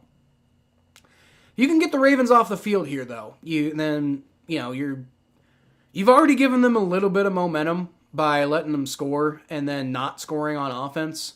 Like the Ravens defense definitely has some momentum right now. But maybe you can like avoid transferring it to the offense if you can get them off the field here, right? That's what I want to see.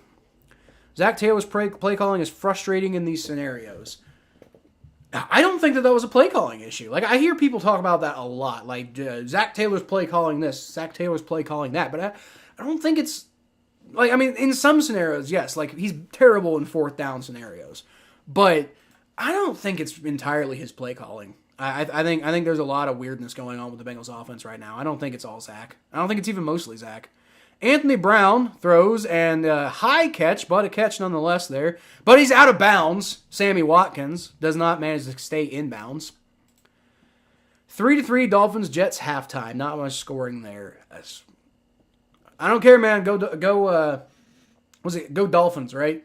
Go Dolphins. I'm just rooting for, because like for the Steelers to make the playoffs, they need to beat the Browns, and they need the Patriots to lose, and they need the Dolphins to lose, right?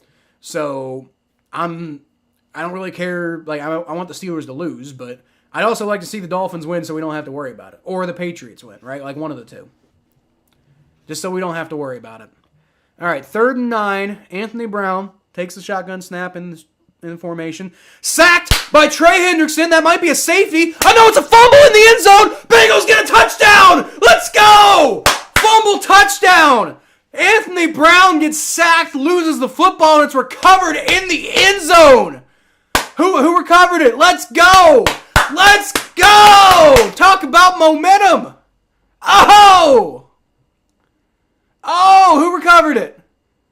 Was it Akeem Davis-Gaither? No, it was Joseph Osai. Joseph Osai recovered the fumble. Let's see, knocked out by Trey Hendrickson. Falls straight under Joseph Osai's feet, who takes a while to go get it, but does eventually get it, and it's recovered for a touchdown. Let's go. I thought it was a safety at first. Then it turns out it was a fumble and a touchdown. Let's go. Let's go, baby. Talk about momentum. There's the momentum we needed. All right, it's 23. Evan McPherson's coming out. Kick is up and straight down Broadway. It's good. 24-7. Let's go. Oh. Hey, let's go. Dolphins or Steelers, one and done no matter who makes the playoffs. I mean, sure, I just don't want the Steelers to get in, you know? Like they'll lose in the first round just like they did last year, but I didn't like seeing them make it last year. Like, that was annoying. Boo. Derek says, let's go, let's go. Joseph Osai and Trey Hendrickson. Oh, let's go. Oh, the depth we have on this team, man. Hoo-day. Defense bails out Zach Taylor again. Shut up, Wesley. Zach Taylor's fine. It was not Zach Taylor play calling causing, like, I know he's not a perfect play caller, but it's not Zach Taylor's play calling. Like chill a little bit with that. Chill. He's fine. He's fine. Corey Lay, welcome to the chat. Haven't seen you before. If you are a subscriber, welcome back. And if you're not, feel free to subscribe and put out Bengals content 2 to 3 times per week plus streams. What a defense of a play, though. Well, tell you what, man, Joseph Osai, love to see it. Love to see it. And Trey Hendrickson knocking it out and Joseph Osai recovering it, man. But dude, what a pickup Joseph Osai was in the 3rd round a few years ago. Like, it's a shame he lost his rookie season to injury, but like, he's still an amazing player, you know? And, you know, let's say, you know, many years in the future, we're worried about like Sam Hubbard or Trey Hendrickson re-signing their contracts, and it'd be a shame if we lose those guys, but we know we got Joseph Osai waiting in the wings, you know? That's what matters. You gotta love to see it. Let's go. Let's go. Ravens fans are so salty. They're like, it's a meaningless game. We'll see y'all in the playoffs. Like, shut up, Ravens fans. Take the beating. Well, that wasn't so much. That, you know, Justice Hill definitely put a beating on the Bengals defense there. 22 seconds left and picked up about 10 yards. So Ravens are just trying to get in field goal position to mitigate some of the damage there. Bengals, by the way, somebody asked before, Bengals receive the second half kickoff. So for what that's worth. For what that's worth, Bengals will receive the second half kickoff. All right, 2nd and 1. I thought he picked up a first down. Guess he didn't. Bengals are taking a timeout.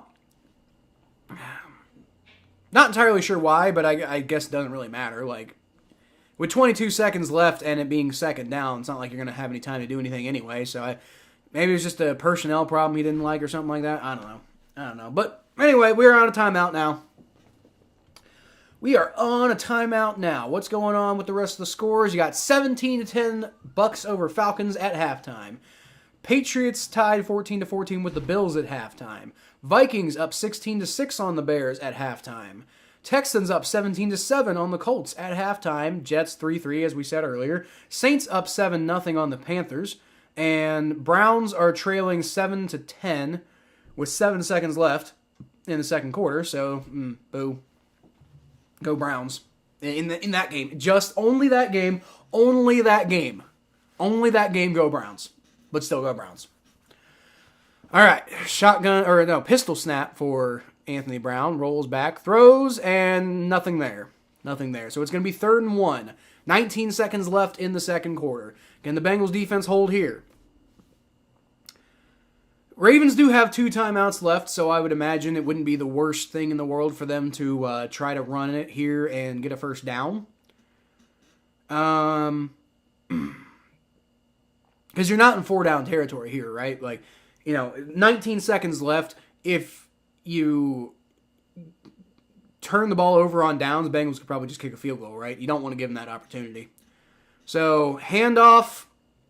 All right, they did hand it off. All right, and that was a first down. Ravens going to take a timeout here, I would think, but the clock's still running, and they stop it at 10 seconds left. What?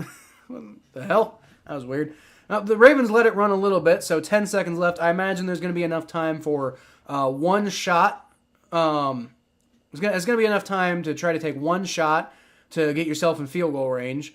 And if you don't get that, if you don't get in field goal range on this next play, then the play after that's pretty much going to be like a Hail Mary for the end zone or something like that, right? Wesley says, let's get a pick 6 and end it. That'd be awesome. Pick 6. That'd be awesome. Because like I said, I'd imagine they go for a Hail Mary after this next play. And this is going to have to be a big pass too, because they're at the 31.5 yard line, and they got 14 seconds left and 1 timeout, right? So this is going to have to be you can't run the ball here. This is a passing play. That'd be great if you get a pick 6 right here. That'd be amazing. Justin Tucker's warming up. I don't think he's going to be able to go get it though. Anthony Brown rolls back, throws deep, and nothing there. Good coverage by Eli Apple. Looks to me like he pushed a little bit, but it's fine. All right, so that was a quick throw. Ravens might actually have time for another attempt before the last play. Got 11 seconds left. 11 seconds left. That was Demarcus Robinson, who Anthony Brown was targeting, and couldn't get it to him. It was too high. So maybe that was why Eli Apple didn't get called for anything, because it was just uncatchable anyway. Anthony Brown, shotgun snap, rolls back, good protection. Throws deep, and a lot of contact, but nothing called on Cam Taylor-Britt there, and it's going to be 3rd and 10. Again, I think that was more of an uncatchable thing. I think that was just thrown out of bounds, basically. Not intentionally, but it ended up too far out of bounds for it to matter. So, actually, no, more contact for Isaiah Likely there than on Cam Taylor-Britt. So, actually, on replay, I would have been kind of pissed if they had called a penalty on us for that. All right, 5 seconds left. This is likely the last play of the second quarter. Because if you have enough time, this is going to have to be a Hail Mary, right? Because if you try... nope, it's going to be a run. Okay, so this is definitely the last play of the quarter. All right, so he gets it up to about the 50-yard line where he gets taken down, and that's halftime, folks. That is halftime. And I'm going to update the quarter mark this time. Y'all don't have to remind me. Let's get. I can't type. Let's make that happen more often. Let's make that happen more often. We'll actually remember. Bengals go into the half 24-7, feeling pretty good right now. You know, I mean, Bengals led a 22-0 lead slip to the Patriots the last time they played a full football game. So you're not completely out of the woods just yet, but you're feeling pretty good. Feeling like the Bengals are deservedly the AFC champions right now, right? Do I think Lou and Brian stay this offseason and they take jobs somewhere else? I think Lou, hard to say. I think having big names like Sean Payton and Jim Harbaugh and stuff like that kind of like makes like smaller guys like Lou Anarumo and Brian Callahan kind of SOL. It depends on who definitely gets fired because like what are the coaching vacancies right now, right? You got Indianapolis.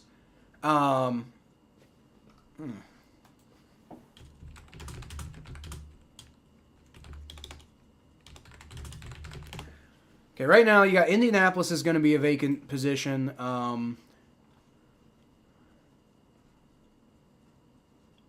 Arizona's probably going to fire Cliff Kingsbury, so that's maybe two. Right now it's only one, I think, but maybe two with Arizona. And then you got... Oh, okay, Steve Wilkes. I forgot Matt Rule got fired. So, but honestly, Steve Wilkes, they might keep him because, well, actually maybe not after losing to the Bucks. Maybe not. So probably. So there's two coaching vacancies right now, and then maybe Arizona. So let's call it three at most. I don't think the Bears are going to fire Eberflus that quickly. Denver. I forgot Denver fired their coach too. So that's three open positions plus maybe Arizona. Rumors are that the Texans are going to fire Lovie Smith. They haven't done it yet, but that's potentially five. I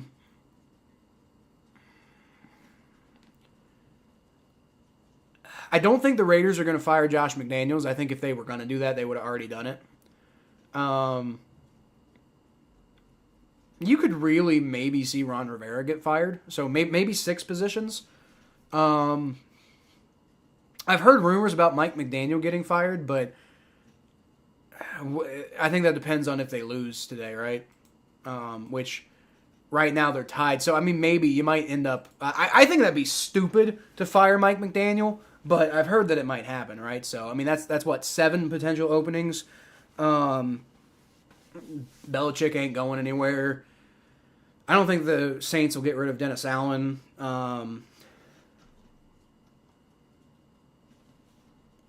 Mike Tomlin ain't going anywhere. Todd Bowles might get fired. Like, I actually don't think so, but he could. All right, so let's say probably about 7 jobs open this year, give or take, maybe some weirdness happening. But when you've already got Sean Payton and Jim Harbaugh almost guaranteed to fill up 2 of those spots, then you got 5 jobs between all the other open positions in the NFL, and it's like, so I think one of Lou or Brian stays this offseason. If I had to put my money, I would think Lou would be the one who would get the head coaching job somewhere. Although, to be completely honest with you, I think Brian would be the better... I think Brian would be a better head coach than Lou. But I think Lou would be the one to get it just because he's got all that experience. He's older, people like that. And I mean, he's really done an amazing job with the defense. And there's a lot of questions about, how much impact Brian Callahan even has on the offense, right? So I would think one of Lou and Brian are going to get head coaching jobs this offseason, and I would think it would probably be Lou, right? So I think Brian stays. I think Lou gets a head coaching job. I think Brian stays. Denver, yep, got there eventually. Sean McVay maybe. Yeah, that was I forgot about that. Sean McVay might be talking about stepping away. So maybe LA too. But even if it's 8, I don't think that both Lou and Brian get jobs, right? The only way I would think they would both be in consideration is if the Bengals win the Super Bowl. And I think most teams are going to be too impatient if the Bengals win the Super Bowl to like wait for both of them, right? I think it would definitely be like if the Bengals win the Super Bowl and they get off to a really good start next year. I think it's quite possible that they could both be head coaches in 2024. Like they could both be the head coach of a football team in the 2024 season. But I think only one of them is going to get in 2023. I think the other guy will probably get in next year, as long as the Bengals continue to be good, right? Which they should. Like I said, I think it's going to be Lou who's going to get it first. I think he's going to get it this offseason. And then I think Brian is probably going to get it next year. And I don't see any reason why the Bengals offense would regress next year, right? Like, if anything, you got another year of that offensive line being gelled. Joe Burrow with an extra year of experience. The only thing is, like, maybe there's some concern that T. Higgins wouldn't re-sign. But I would think you would franchise tag him, right? So, actually, I'm kind of curious. Who are the free agents this year?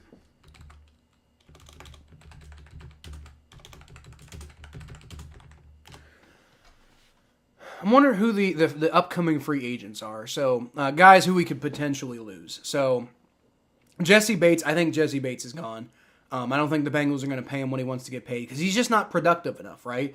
Like, he's very talented, very good, but I think he makes a lot of business decisions on the field, and I think the Bengals would prefer to pay Von Bell, who's not going to cost as much, and I think they feel puts more effort into like every play as opposed to just some plays. Which I don't blame Jesse. You know, I feel like, you know, with as talented as he is, he should have already gotten his extension, and so the Bengals have kind of put him in a position where he needs to make business decisions. So I don't have any issue with Jesse doing what he's doing. I just think because he's making those decisions, I don't think the Bengals are going to give him the contract he wants. So I think Jesse's gone. I think Vaughn stays. I think Eli Apple probably going to get re-signed too. Hayden Hurst, I hope they re-sign him. Trey Flowers, hard to say. Samaje Perine, not really relevant to this conversation. Brandon Allen, also not. Jermaine Pratt, that's a big one. Jermaine Pratt might be losing. I hope not. I hope they re-sign Jermaine Pratt, but he's going to be expensive. I guess T. Higgins must be next year. Okay, so they're going to have T. Higgins and Jamar Chase and Tyler Boyd next year. So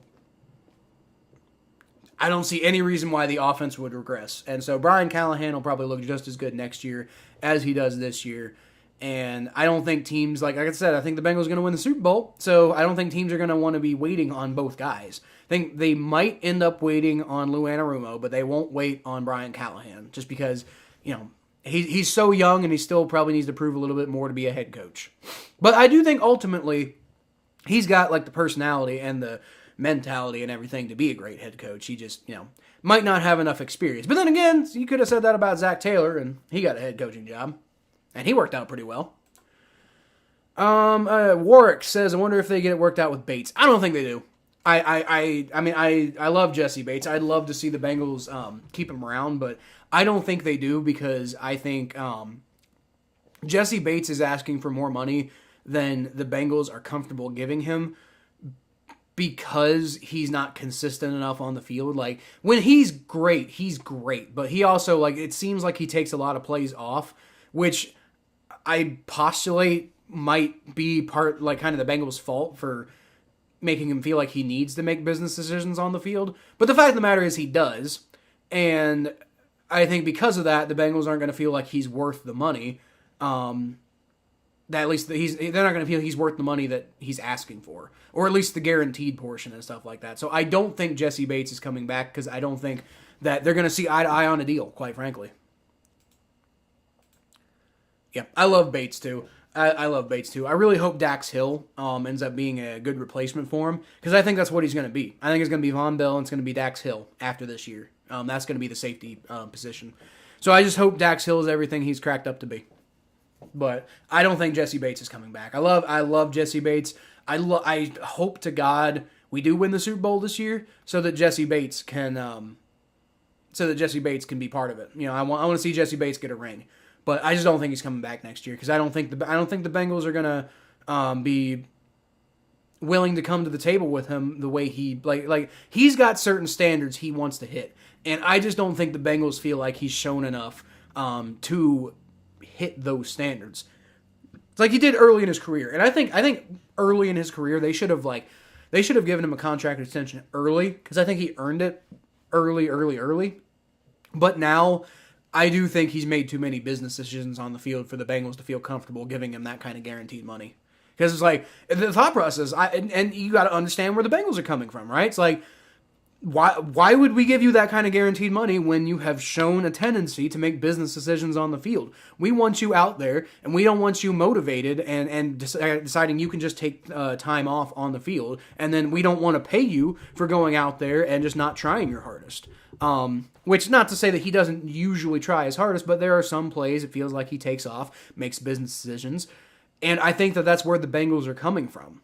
And so I'm not saying you shouldn't re-sign Jesse. I'm saying I don't think the Bengals will, because I think it's just I think the trust with Jesse. I think the trust with Jesse Bates has just been whittled away too much, and I think they should have signed him like a couple years ago to a contract extension. But now that they've waited this long and Jesse Bates has reacted the way he's reacted, I just don't think I don't think there's going to be common ground to come to. Mike Brown not spending the Bengals' money. It's his granddaughter making all the decisions with the money. Don't think money is a problem with the Bengals. That's not entirely true. Mike Brown is still the final decision maker. Katie Blackburn is doing a lot of the negotiation, and Katie Blackburn and even Elizabeth Blackburn are really making doing a lot more. It's like it's not just the Mike Brown show anymore. But it is still his money, and he still does make the final decision. So, but I think it's not just Mike Brown. I think Katie also wants to see more reliability out of Jesse Bates. So it's not just Mike Brown. But it is also, I think, more Mike Brown than you guys might think it is. Like, there's a lot of reports out there, like people like acting like, like Katie and Troy run the whole team and Mike Brown's not involved anymore. And that's just not true. Mike Brown's still the head guy in charge. He's just, he's let his kids kind of take some of the stuff off of him. I think partially because he wants them to learn it and he wants them to get the experience. So like one day when he can't run the team anymore, he wants them to basically be able to step in and have no issues, right? Warwick says, can we keep all of Chase, Higgins, and Boyd?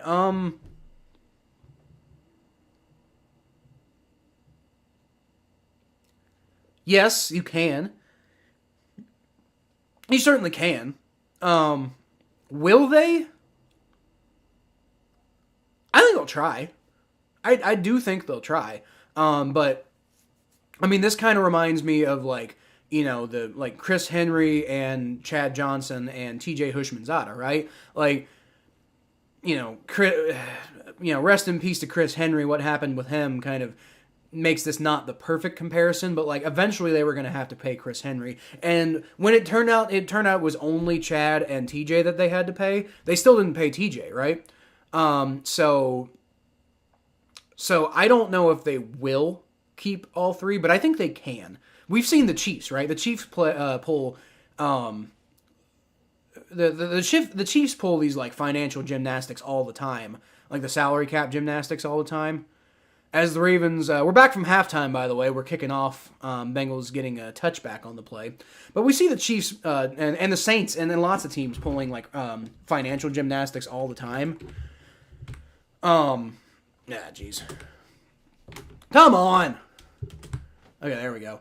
You see teams pulling financial gymnastics all the time, and I think the Bengals would do that for if they have a chance of keeping Tyler Boyd and T. Higgins and Jamar Chase. So I think they'll try. Whether they'll be successful, I don't know, and whether they'll make their own business decisions, I don't know. So they might not, but I think they could. Joe Burrow shotgun snap, rolls back, throws, got Tyler Boyd short, and he picks up about 5 yards. So that was a weird play that probably took way longer to develop than it should have, but I guess it got him 5 yards, so that's fine. This Bengals team broke all Cincinnati records. That's a good sign. Dude, this is not just my favorite Bengals team of all time, but this is clearly the best Bengals team of all time, without comparison. They should win the Super Bowl. I have no doubt that they should win the Super Bowl. Joe Burrow, shotgun formation. He's empty. He's got trips receiver to his right. Rolls back, throws over the middle, and knocked away. Jamar Chase, I think it was knocked away. Either that or Jamar Chase just couldn't hold on to it. But it's going to be 3rd and 7. So, not getting off to the best start offensively, but,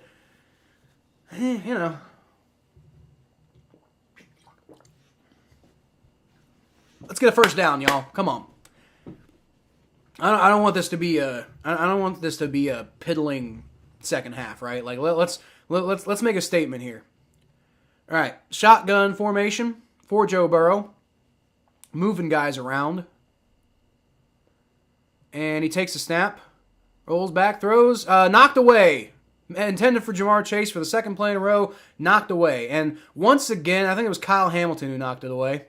And once again, I think the issue there is just simply taking too long for the play to develop. Joe Burrow is looking, slow to react and kind of inaccurate today. So I don't know what's up with Joe Burrow. And, that was a wide receiver screen, so it wasn't entirely, that's not entirely the reason for what's going on, but at the same time, you can do better. Drew Chrisman going to punt it away. Boots it all the way out to the 29-yard line, takes a Ravens-friendly bounce. Stopped at the 30-yard line. There's a flag on the play, though, so let's see what the flag is.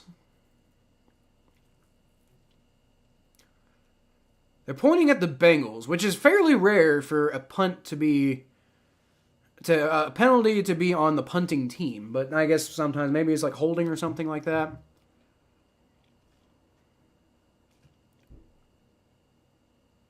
Appears to be on the Bengals, but not really sure. The refs haven't really said anything just yet.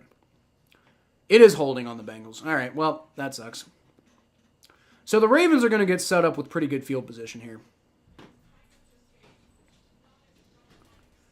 Holding on Cal Adamitis, the long snapper. Interesting. So that sucks. Ravens are going to get the ball in pretty decent field position then. So I believe that's going to be, what is that, 10 yards from from where the ball went out. So let's see if I can find information on this on the play-by-play.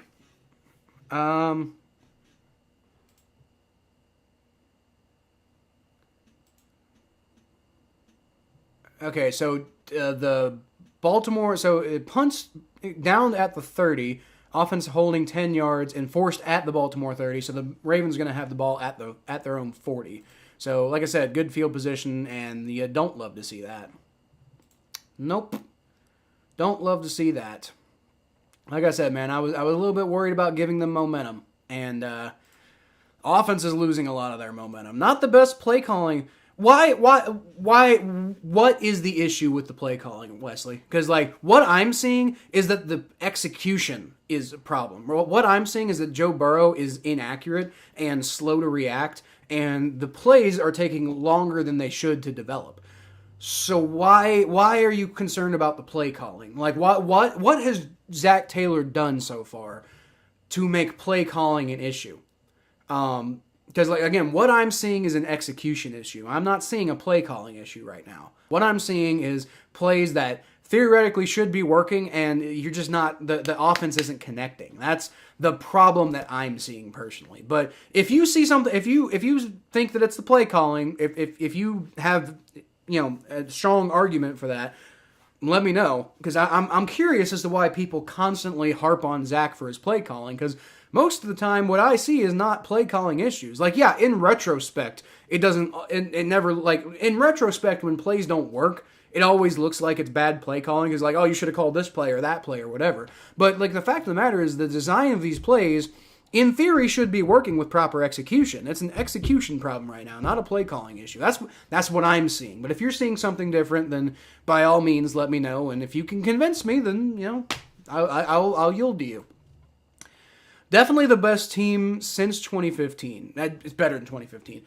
2021 was better than 2015. Like 2015 was great, but last year's Bengals team was better than the 2015 Bengals team. And then this year's Bengals team, this team's better than 1988. This team's better than any Bengals team that's ever existed, I think. This is by far and away the best Bengals team of all time. Let's go, Jim. All right. Handoff to Gus Edwards. Defense does a good job of getting him in the backfield. He does get up to the line of scrimmage, but that's about it. So it's going to be 2nd and 10. Jim says 14-14 tie, Bills Patriots, 23-6 touchdown Vikings. Nice, interesting. 3-3 Dolphins and Jets still tied. That's terrible. What the hell is going on with that game? It is 5:29 left in the third quarter, and Jets and Dolphins still have 3-3 tie. Awful, man. Just if the Dolphins make it to the playoffs, it's gonna be bad. It's gonna be bad for them. Anthony Brown shotgun formation takes the snap, throws, caught Isaiah Likely for about a 4-yard pickup, and taken down by Eli Apple. Let's go. 2015 had a way better O-line than last year. Oh, yeah. So last year was not perfect by any means, but overall, like last year's defense was better than 2015's defense. And 2015 had a damn good defense too. But Joe Burrow is better than Andy Dalton. Jamar Chase, like the weapons are all better, except like Tyler Eifert was probably better than Hayden Hurst. But that's like I think last year's team is better than 2015. Anthony Brown takes a snap, rolls out of pressure, throws deep, and it's caught. Holy crap! And there's a flag on the play, thrown in the vicinity of the catch. So I'm like Mike Hilton was way out of position from James Proche there. So I'm thinking this is going to be offensive pass interference. And Anthony Brown isn't even moving forward, so I'm thinking it is going to be offensive pass interference. Because I was wondering, like, why the hell is Mike Hilton nowhere near this guy? And it was probably a push-off, so let's see. I don't think illegal contact, actually. It's not going to be, because, like, he pushed, so, like, you have 5 yards that you're allowed to make contact with the defense, right? You have 5 yards that you're allowed to make contact with the defensive back if you're a wide receiver, right? And if you do it within the 5 yards, it's the same for the defense. If you make contact within 5 yards, then they're going to call illegal contact on you. And it's like, and that's why Mike Hilton was way off of his coverage, is because he got, he got contacted and pushed off of his coverage way beforehand, right? So it's going to be 4th and 10. Which I don't think is correct. I think it's 4th and 5, and I think something's wrong with the graphic here on the screen. But either way, the Ravens are punting. And it's going to be returned by Trent Taylor from the 7-yard line, and he gets tackled at about the 9. Good coverage there by the Ravens. Good stop there by the defense, though. Field goal, Dolphins now lead 6-3. Let's go Dolphins. Let's go Dolphins. Don't really care what happens in that game. I just want to see the Steelers not make the playoffs. That's all I care about. Not a fan of throwing short of the sticks on 3rd and long when you're trying to put a team away. Yeah. But that's also not just Zach Taylor. Like, the whole NFL does that. It's really weird. But yeah, that's not the best play call. But I don't think that's my point. Is the play calling is not the problem, right? Like, there are some play calls that aren't great, but I don't think the play calling's the problem. I think that there's been plenty of good play calls that have been, like screwed up by bad execution by the players. Offensive line's playing well, but Joe Burrow is really inaccurate today. The receivers aren't running their routes properly. So, I mean, like, there's some confusion going on offense. I don't know really quite what's up, but from what I've seen, most of the play calling's been fine from Zach Taylor. Like, yeah, there's a couple bad plays here and there, and those are the ones that you're going to stick out and remember, right? Like, the bad play calls are what you're going to remember because you're looking for that. But the overall, I think the play calling's fine. I think it's the execution that's the issue. Love to see the 49ers lose to the Cardinals. Don't want them in another Super Bowl. Why? That wouldn't prevent the 49ers from going to the Super Bowl. They already locked up for the playoffs. Dolphins with a commanding lead of 3. I just want them to win. Or rather, I want the Steelers to not make the playoffs. That's what's important. Love to see the Bengals 49ers Super Bowl for revenge reasons. Yeah, but can you imagine if we lose to the 49ers in the Super Bowl? Like, ugh. But you know what? Let's go. Let's root for it anyways. I want to play scared. I don't want to I don't want to be like worried about like, oh, if we don't win, what happens? Because like you don't play if you're scared about losing, just don't play the game in the first place. So all right, fine. Let's get a Bengals 49ers Super Bowl, and if we lose, that'll suck. But I'd rather have the chance to win. I'd rather have the chance. All right, Steelers up 13-7 still. Panthers and Saints tied 7-7 in a truly meaningless game. Colts are starting to make a comeback against the Texans. Vikings are pooping on the Bears. About in the same way the Bengals are pooping on the Ravens. Patriots over the Bills. Come on, let's go Patriots. Let's go Patriots. Nothing against the Bills, once again. But if the Bengals beat the Ravens and the Bills lose to the Patriots, then the Bengals get the number 2 seed. And I mean, it's a seeding thing that you don't get any bye weeks or anything like that, but you still get a lot of home field advantage if they're the number 2 seed, right? All right, shotgun formation from Joe Burrow, 1st and 10 from the 9-yard line. Takes the snap. Hands the ball off to Joe Mixon, who gets out to the outside but can't break anything. Actually, I think loses about a yard. 49ers got to play us. Everybody's got to play us, Warwick. Everybody's got to play us. The Bengals are quite possibly, maybe, the best team in the NFL. I'm still kind of tentative with the Eagles. We'll see what they do against the Giants. But the Bengals are up there, man. Bengals are a dangerous football team right now. Offense is a little inconsistent at times, but, they do put up points. One more touchdown and the Bengals are over 30. So it is what it is. Zach Taylor is Bill Walsh compared to Jay Gruden, Bill Lazor, Ken Zampese. Hugh Jackson was pretty good. All right, Joe Burrow shotgun formation. He's got a lot of pressure. Sacked. And it's a fumble. No! Oh, no! Joe Burrow fumbled the ball and the Ravens recover at the 9-yard line. Oh, God. Come on, Joe. Come on, Joe. What are you doing, dude?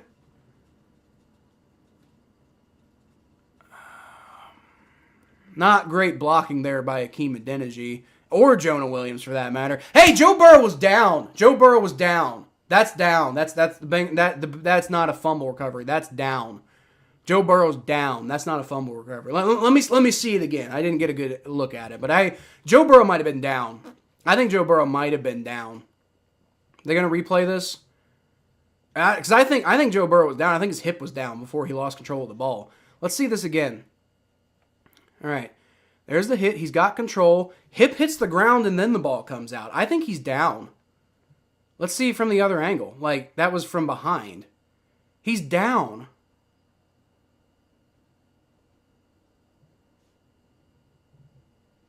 Zach Taylor's pissed. If you're pissed, throw a challenge, man. Ravens are lining up. Nobody's challenging it. Like, and they're doing the play. All right, well, I guess it's a fumble. Kenyon Drake with the run for about 2 yards. I didn't think it was a fumble, but I didn't really get a good angle of it. I didn't see a good angle of it. I thought his hip was down, but I'll have to look at that later.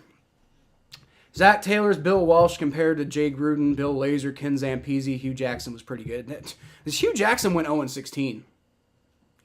I always said Hugh Jackson was a fine offensive coordinator. Terrible idea for a head coach. I said that before he went to Cleveland. I was like, I don't want Hugh Jackson to be the head coach, man. I never wanted Hugh Jackson to be the head coach, even before he went to Cleveland. All right, Anthony Brown, shotgun, throws, and knocked away by Cam Taylor-Britt. Let's go. Knocked away by Cam Taylor-Britt. Good concentration by Anthony Brown to get the ball possibly to the chance of getting a touchdown there with all the pressure he had on him. But great play by Cam Taylor-Britt to knock that ball away. Great play. Good throw by Anthony Brown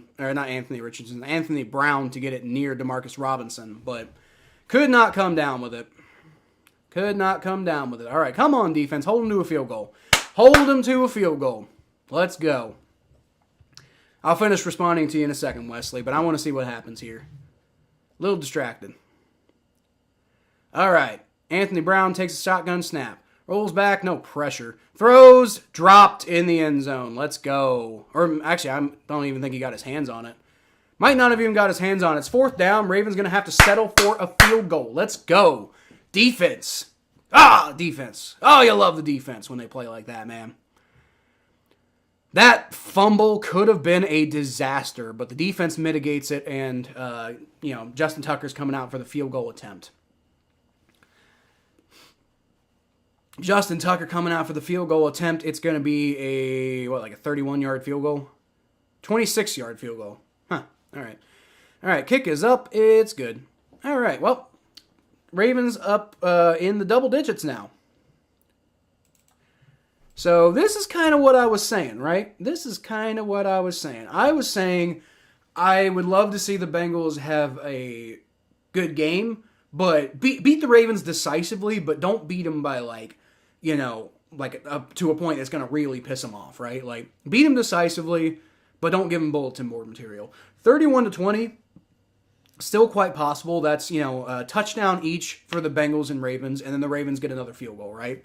I think that's quite possible. 31-20 is still totally on the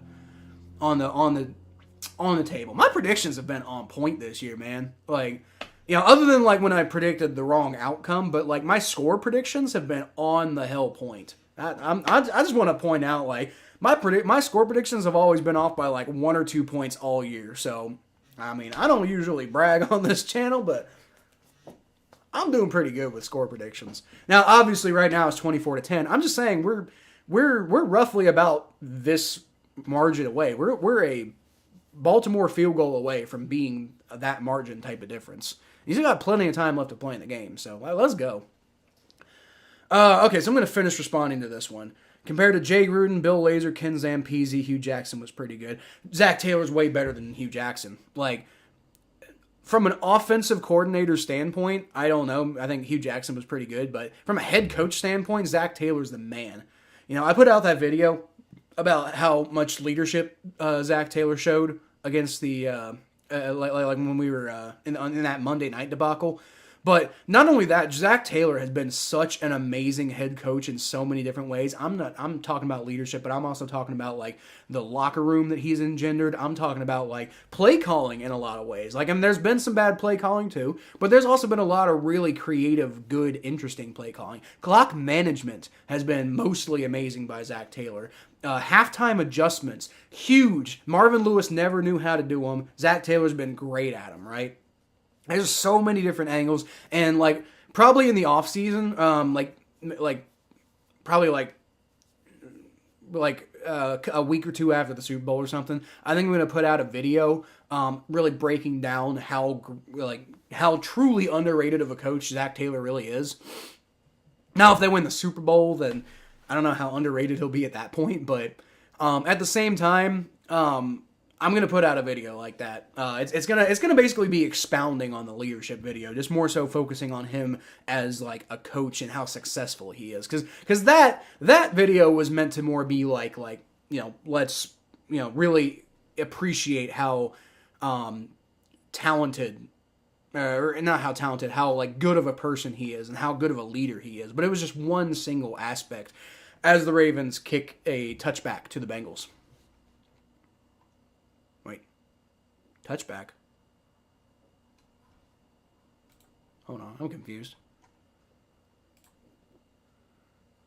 Am I what the hell was that?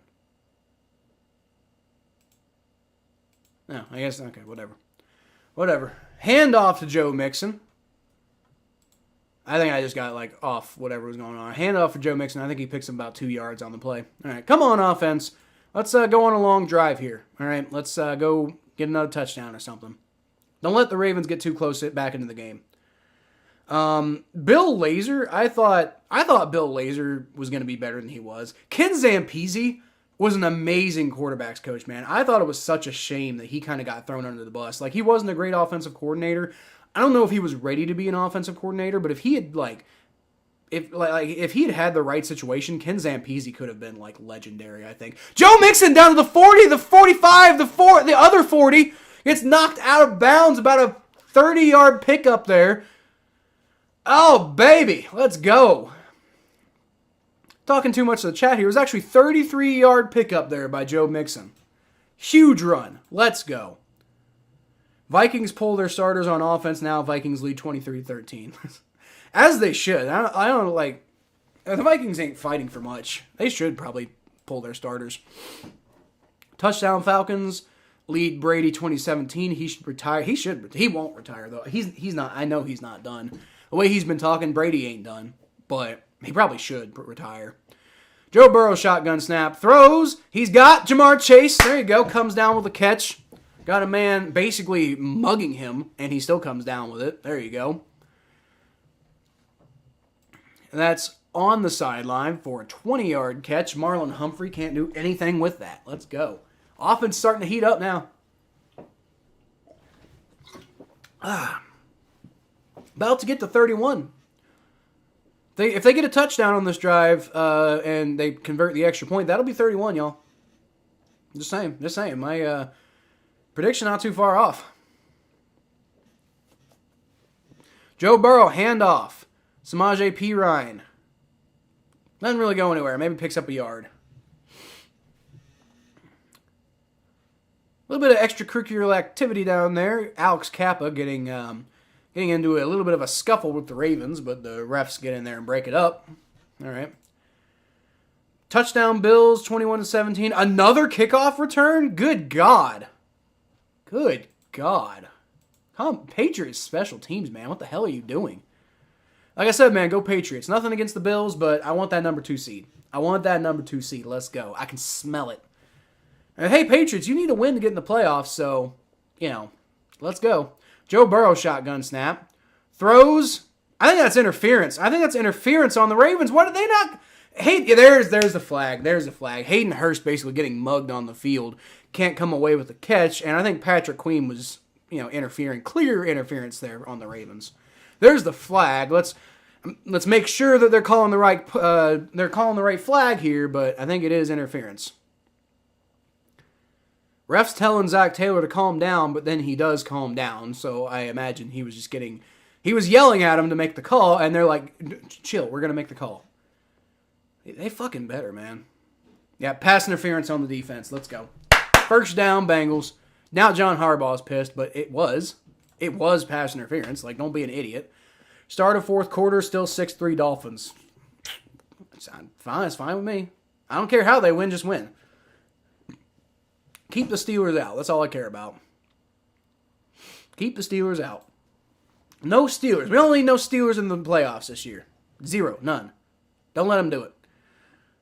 Joe Burrow, shotgun snap. Rolls back. Out to the left. Throws short to Joe Mixon. Picks up about 3, maybe 4 yards. Touchdown puts this game away from the Bengals. No, it doesn't. Not quite. Only about halfway through the third quarter. We still got a lot more work to do, but it definitely makes you feel really comfortable, because if the Bengals get a touchdown here, that's a 21-point lead with only you got 20 minutes left to play in the game. So it should be about put away, but I wouldn't start saying, oh, game's over just yet. Like, you want to see him put the game away. But yeah, 21-point lead if they get a touchdown here. And there, Jamar Chase dropped it. He had it. Oh, hey, somebody just ran into Jamar Chase. Ravens get a little pushy down there, man. Not a big fan of that.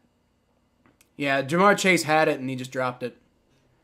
And now good coverage there by Darryl Worley, I think, of the Ravens, but Jamar Chase had it. He had it in his hands down here and it just went right through his arms. So, got to catch that, buddy. Got to catch that.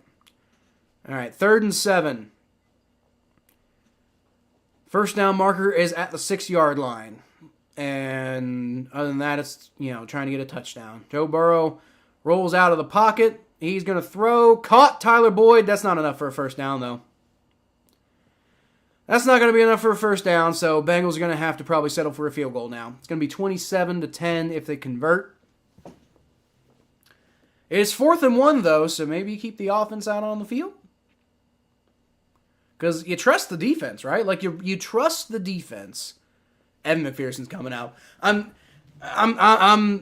think Zach Taylor's probably learning a lesson here, because I've said this many times this year. I've said go for it, and then like they go for it and they screw it up, and then everybody gets mad at Zach Taylor when I'm over here like, hey guys, I said go for it too. So I think Zach Taylor's learning now. Take the field goal. I said go for it, but I'm on YouTube. You know, I haven't played football since like 7th grade, so maybe don't listen to me. I don't know. Evan McPherson converts the kick, and it is now 27-10. Bengals got Bengals now have a 17-point lead. So it ain't over yet, but feeling pretty good. Wesley says take the points, and you take the points. I'm probably getting a little greedy here, like go get the touchdown. But yeah, you probably take the points. Zach Taylor made the right call. Take the points. Like that's fine. Take the points. Like I'm just greedy, guys. I just want more points, but it's fine. It's fine. Take the field goal. Like don't listen to me. I'm dumb. Don't listen to me. Yeah, Warwick says take the points. Just don't listen to me, guys. I think I know what I'm talking about. I'm just a YouTuber. I'm just a YouTuber. I probably don't know. Probably just take the points, but I don't know, man. I said they were going to get 31 points, and now 31 points probably ain't going to happen, so maybe I'm just being a little selfish here. I don't know. But, like I said, Bengals win. That's what matters to me. On another Zach Taylor trick play on 4th and 1. Yeah. No, don't do that. Just run the ball. That's always been my biggest. If we want to talk about Zach Taylor's play calling, we can talk about Zach Taylor's play calling on 4th down. I'm not really here to. I don't think that he's a bad play caller otherwise, but I will admit his decision making on 4th down sometimes is a little suspect. You know, even in situations where I think going for it's probably the right move, he always comes out with some stupid-ass play call on 4th down. I will admit his play calling on 4th down is terrible, but yeah, he probably made the right call this time by not going for it. Oh well.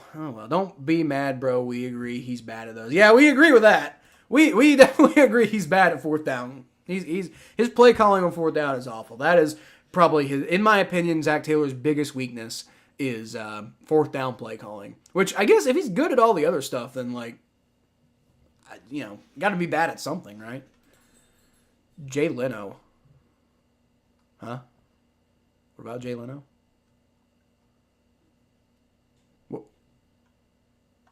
What about Jay Leno, Jim? You didn't say anything about anything involving Jay Leno before. You're going to have to explain that one, bub. If you aren't running a quarterback sneak on 4th and 1, are you even a pro? That's the other thing. I think they should be running more quarterback sneaks. It's because Joe Burrow would do it, you know. Evan McPherson kicks the ball out through the end zone, and that's going to be another touchback. Field goal tied 6-6. Good God. Come on, Dolphins. Come on, man. Just do it. Just win the game. Come on. Stop fucking around. I know you're playing Skylar Thompson, but come on. Bill's driving the ball, so that's annoying looking. Up 21-17, and they got the ball at the Patriots' 42-yard line. 1st and 10, so that's annoying. Steelers up 20-7 on the Browns. Come on. No.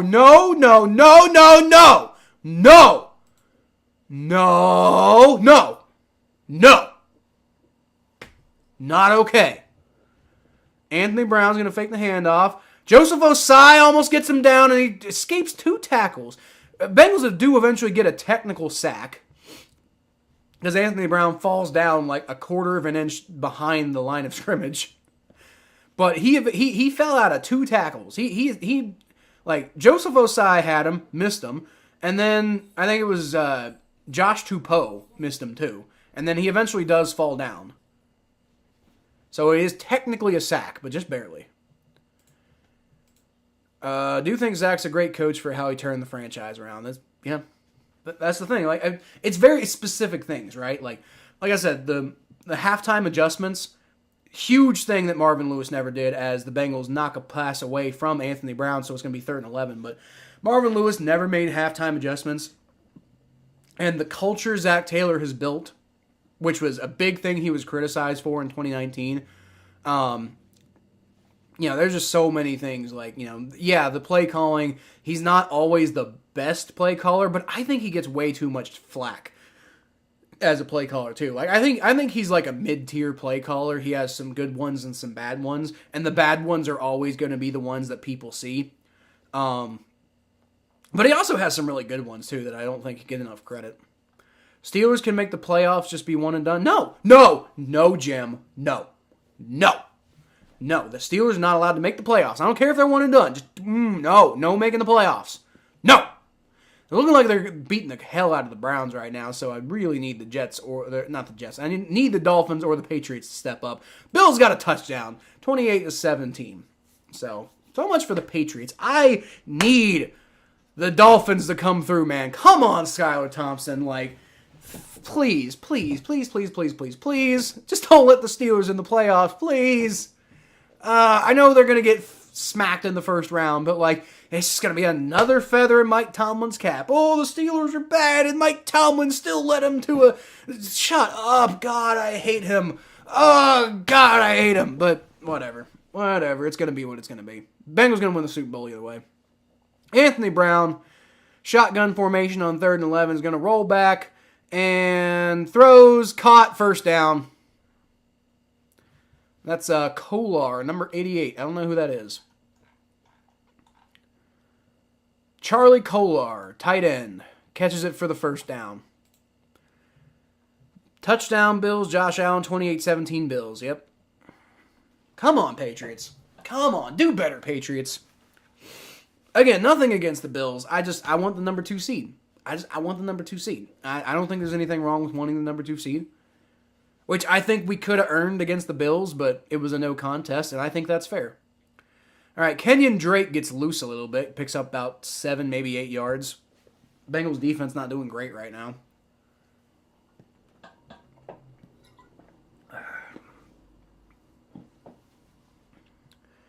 Let's see. Josh Allen gets to the right and throws it deep to a wide open.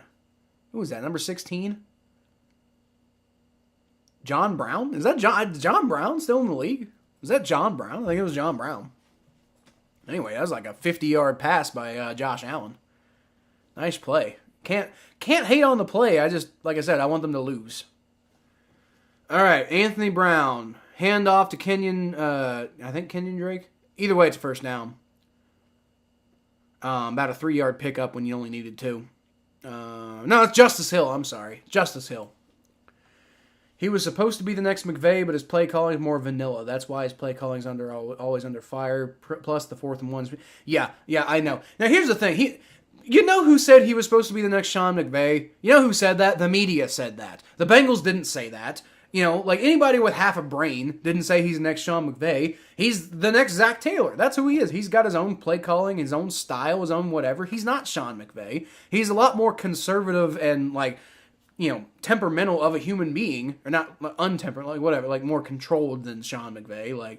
He's not Sean McVay. He's nothing like Sean McVay. Anthony Brown throws for Isaiah Likely over his head. It's going to be 2nd and 10. But he's nothing like Sean McVay. He was never going to be anything like Sean McVay. Anybody who's saying he's supposed to be the next Sean McVay, that was just a media narrative that meant nothing. And, his play calling isn't as good as Sean McVay's. But it's not bad. It's not like it's Greg Roman, right? It's not like it's Ken Zampese, quite frankly. As much as I love the guy, as much as I love Ken Zampese, I was standing behind him earlier. His play calling was bad. Zach Taylor's a good coach. He's got solid play calling. He's just not an elite play caller. Demarcus Robinson, first down catch. Bengals defense is, I think what they're doing is they're just trying to, they're letting the Ravens pick up shorter plays and trying to, run the clock down. I think they're playing clock control right now, but I don't like it. Just mentioned Kenny. Kenny Pickett? What about Kenny Pickett? Or Kenny who? I don't know. Steelers won't make the playoff run with Pickett at quarterback. Burrow, Higgins, and Joe Mixon can faith. Oh, yeah, no, for sure. Bengals going to win the Super Bowl. Almost intercepted by Jermaine Pratt there. Anthony Brown threw it too high, got tipped by number 84, and Jermaine Pratt almost came up with a pick there. That would have been huge. That would have been huge, man. Steelers, I don't think the Steelers are going to make a playoff run. It's not about that. I just don't want them to make the playoffs. Like it's a matter of principle, right? Like the Steelers don't deserve to make the playoffs. Mike Tomlin, I'm sick and tired of Mike Tomlin just like everybody sucking his damn dick all the time. Like I want them to go away. I just want the Steelers to go away. Just go away. I don't care. All right, this one's going to be a handoff to 27. Is that 20? Oh, 17. Okay, I was about to say 27 is J.K. Dobbins, who's inactive today. That was 17 is Kenyon Drake. Okay. So it's going to be 3rd and 4. Bengals going to try to get off the field here. Wesley says Zampese. Yeah, Zampese. You know, Zach Taylor's a better play caller than Zampese. That was my whole point. Zampese, amazing quarterback coach. It was a shame, I think, we vaulted him into a spot that he wasn't ready to take over. And then he just kind of like, he's going to be remembered now as a terrible offensive coordinator, but he should be remembered as an amazing quarterback coach. Tip of the line! Almost intercepted by Zach Carter. Zach Carter tips a Anthony Brown pass at the line and almost comes down with it, but can't quite go to reach it as he's being basically pulled there by Ben Cleveland, the offensive lineman. But great heads-up play by Zach Carter. Almost intercepts it, but not quite. That's okay, though. It's going to be 4th down. 4th down, and I think Justin Tucker's coming out. Yep, Justin Tucker's coming out.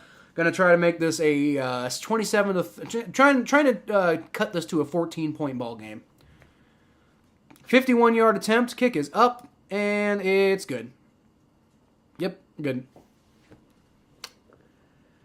That's what you expect out of Justin Tucker, right? Like, he's going to make it. All right. 13 to 27.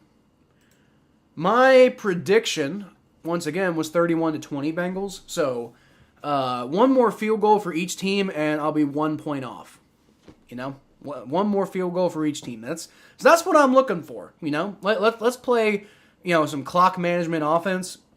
Keep getting first downs very slowly, running that clock. Go get yourself a field goal, and then Ravens get down the field, get another field goal, and that's all the scoring we need for the rest of the day, right? That's all the scoring we need. Zach Taylor got better every year, especially after Jim Turner left. People talk about, like people still today, sometimes, not often, but sometimes people still bring up 6-25-1, which was Zach Taylor's record through his first 2 years as the head coach. But I think, quite frankly, like, it wasn't Zach Taylor's fault they were 6-25-1. I think there was a lot of circumstances. Like, you were basically overturning an entire era of Bengals players. Most of them didn't want to be there anymore because they knew their time was up. And then you had idiots like Jim Turner in there, like, kind of throwing things for a loop. And people bring up 6-25-1 sometimes even still, and I think it's ridiculous. Like, you know, Zach Taylor still doesn't have a winning record as a head coach because of his, the bullshit that happened his first 2 years. Zach Taylor could win the Super Bowl this year and still end up with a with an overall losing percentage in the NFL, like a sub 500 record, which is just crazy to think about. But I'm sure he'll probably overtake it next year. Right now, I'm actually kind of right now, whatever it is. Like what his winning percentage is right now, because I don't know off the top of my head. 27-13 now, a field goal can put this game away. Should agree with that. No, we don't have. We're still in the third quarter. You can't put the game away in the third quarter period. But yeah, it'd be a great it'd be huge. You get it back up to 17-point lead. I mean, that's really good. I just don't think it puts the game fully away, right? But, I mean, yeah, field goal would be huge. Brady losing to Atlanta, Browns, Panthers, and Steelers. He's done. Now it is 27-17 Bucks losing. Let's go.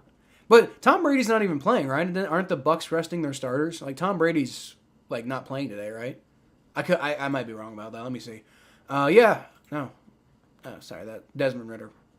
And now Tom Brady is playing. Blaine Gabbert's also playing a lot too. So I think they're like, not playing. I think they're giving Tom Brady kind of a break. But Tom Brady actually had a 106 quarterback rating, so far for the day. So he's doing all right. Buccaneers losing, but I don't think that's Tom Brady's fault. Don't think that's Tom Brady's fault. Jim Turner was Zach's pick. Yeah, I know. I know. That was my biggest. Oh, Joe Burrow evading pressure. Throws, got T. Higgins, who drops it. He took a shot, too, from Darryl Worley. He took a shot. I think he got the wind knocked out of him. Kind of on the ground, in a lot of pain. Hopefully he's okay. Like I said, hopefully it's just the wind. But he took a shot. He took a shot, man. Oh, boy, T. Higgins. T. Higgins is down. Like I said, hopefully he's just got the wind knocked out of him or something, But yeah, I know Jim Turner. That was my biggest criticism of Zach Taylor at the time. I was like, dude, like, you can't fuck around with some of these hires, right? Like, Jim Turner, you got to get rid of this guy. And if you're going to prove yourself to be, like, a coach who matters in the NFL, like, somebody who's going to turn this franchise around, you got to stand up even to your friends. I know Jim Turner was your friend, but you got to stand up to him. Like, you cannot let stuff like that happen. So, like, the whole Jim Turner thing, that pissed me off.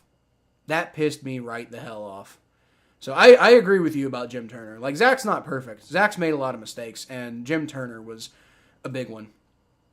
Yeah, Ryan Finley. I can't hate on Ryan Finley though. After when he beat Pittsburgh and he was just smiling at the bottom of that pile. Like, you can't hate on Ryan Finley, man. I mean, I know he wasn't a good backup quarterback, but he's got a legendary status. Like he's a meme. He's meme legendary status, but he's still a legend. He wasn't a very good player, but he's a legend. So I'm not gonna shame Zach Taylor for Ryan Finley. Dolphins missed a field goal. God damn it! Come on! Don't do this to me. Don't let the Steelers in. And again, to be clear, Jim, I'm sure the Steelers are probably losing the first round and the Bengals will win the Super Bowl. But I just don't want the Steelers to be in there. Like, I'm tired of Mike Tomlin getting his dick sucked every 10 seconds. Like, can we not? Can we please not? Like, Patriots driving against the Bills, so there's something there. Maybe they can get something going on. Zonovan Knight fumbled, apparently, and recovered by the Jets. All right. Throw and catch to Jamar Chase, who's tackled just before the first down marker, but it's going to be inches. It's going to be inches. He didn't get it, but it's going to be inches. It's going to be like half a foot, I think. So I think just hand the ball off to Joe Mixon here. Touchdown Browns, 20-14. Come on, Browns. Come on, Browns. Do your damn job. Come on, Deshaun Watson, $230 million. Are you really just going to let the Steelers walk on you like that? Come on, man. Come on, Browns. Like, none of it matters if the Browns get their job done. All right, Joe Burrow, 3rd and 1. He's going to throw deep for... Oh, nice. Well, T. Higgins is in there. Nice to see. Couldn't connect, so it's going to be 4th and 1. Bengals going to have to give the ball back to the Ravens. But, good to see T. Higgins back in there. I guess he's okay. Like I said, I think he got the wind knocked out of him. T. Higgins looks like he's okay. That's good to see. Joe Burrow overthrew him, though. Joe Burrow knows it, too. I don't know what's up with him. He's overthrowing dudes all day today. Oh, no, Alex Kappa's hurt and limping off the field. No. No. Oh, crap. Oh, man, come on. Why is our offensive line got to be taking hits now, man? Not Alex Kappa. God.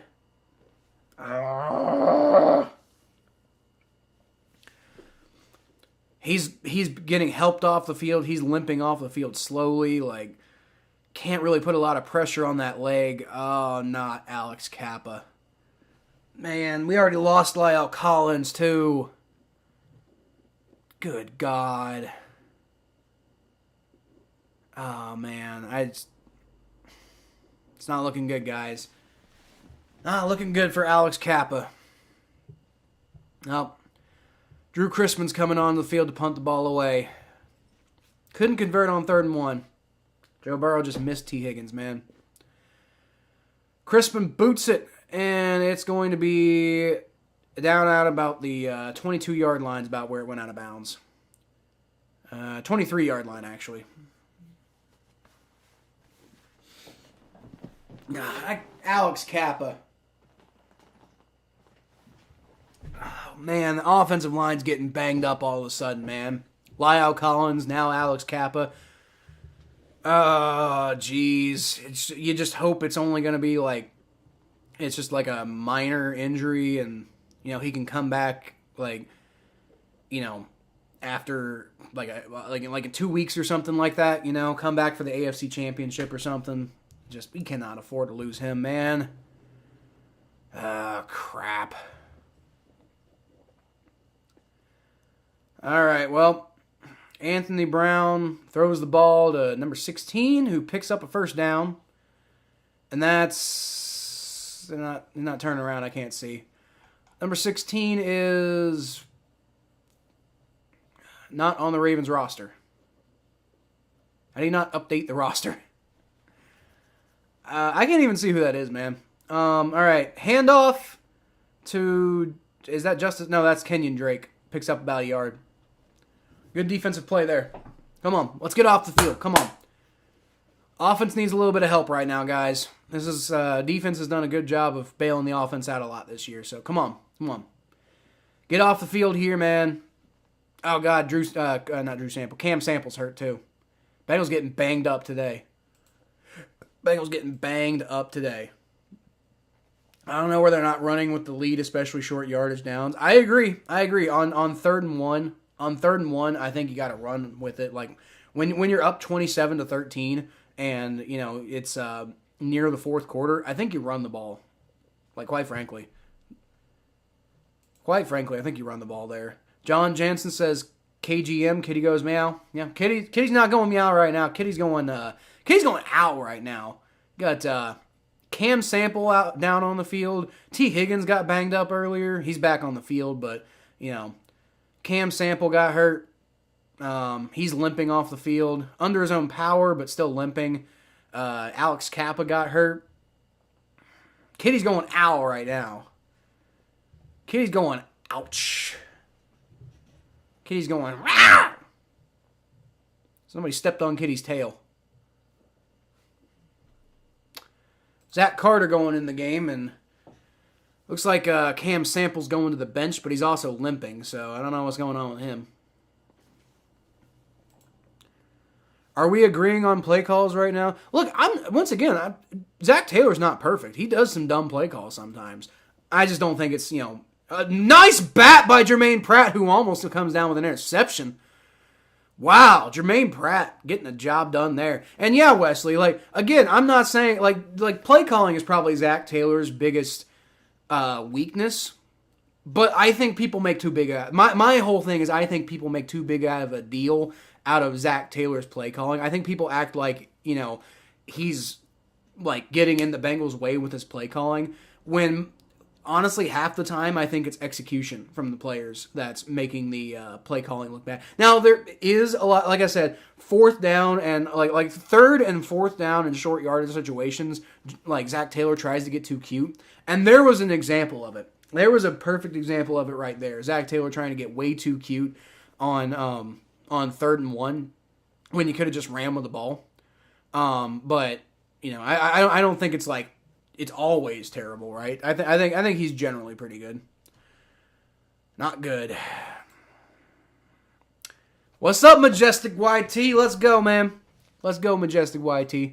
Cowboys going to take over the division? Because apparently that's a thing now. Apparently that's a thing. I think the Cowboys are going to take the NFC East. 14 viewers. Are we at 14? Nice. Let's go.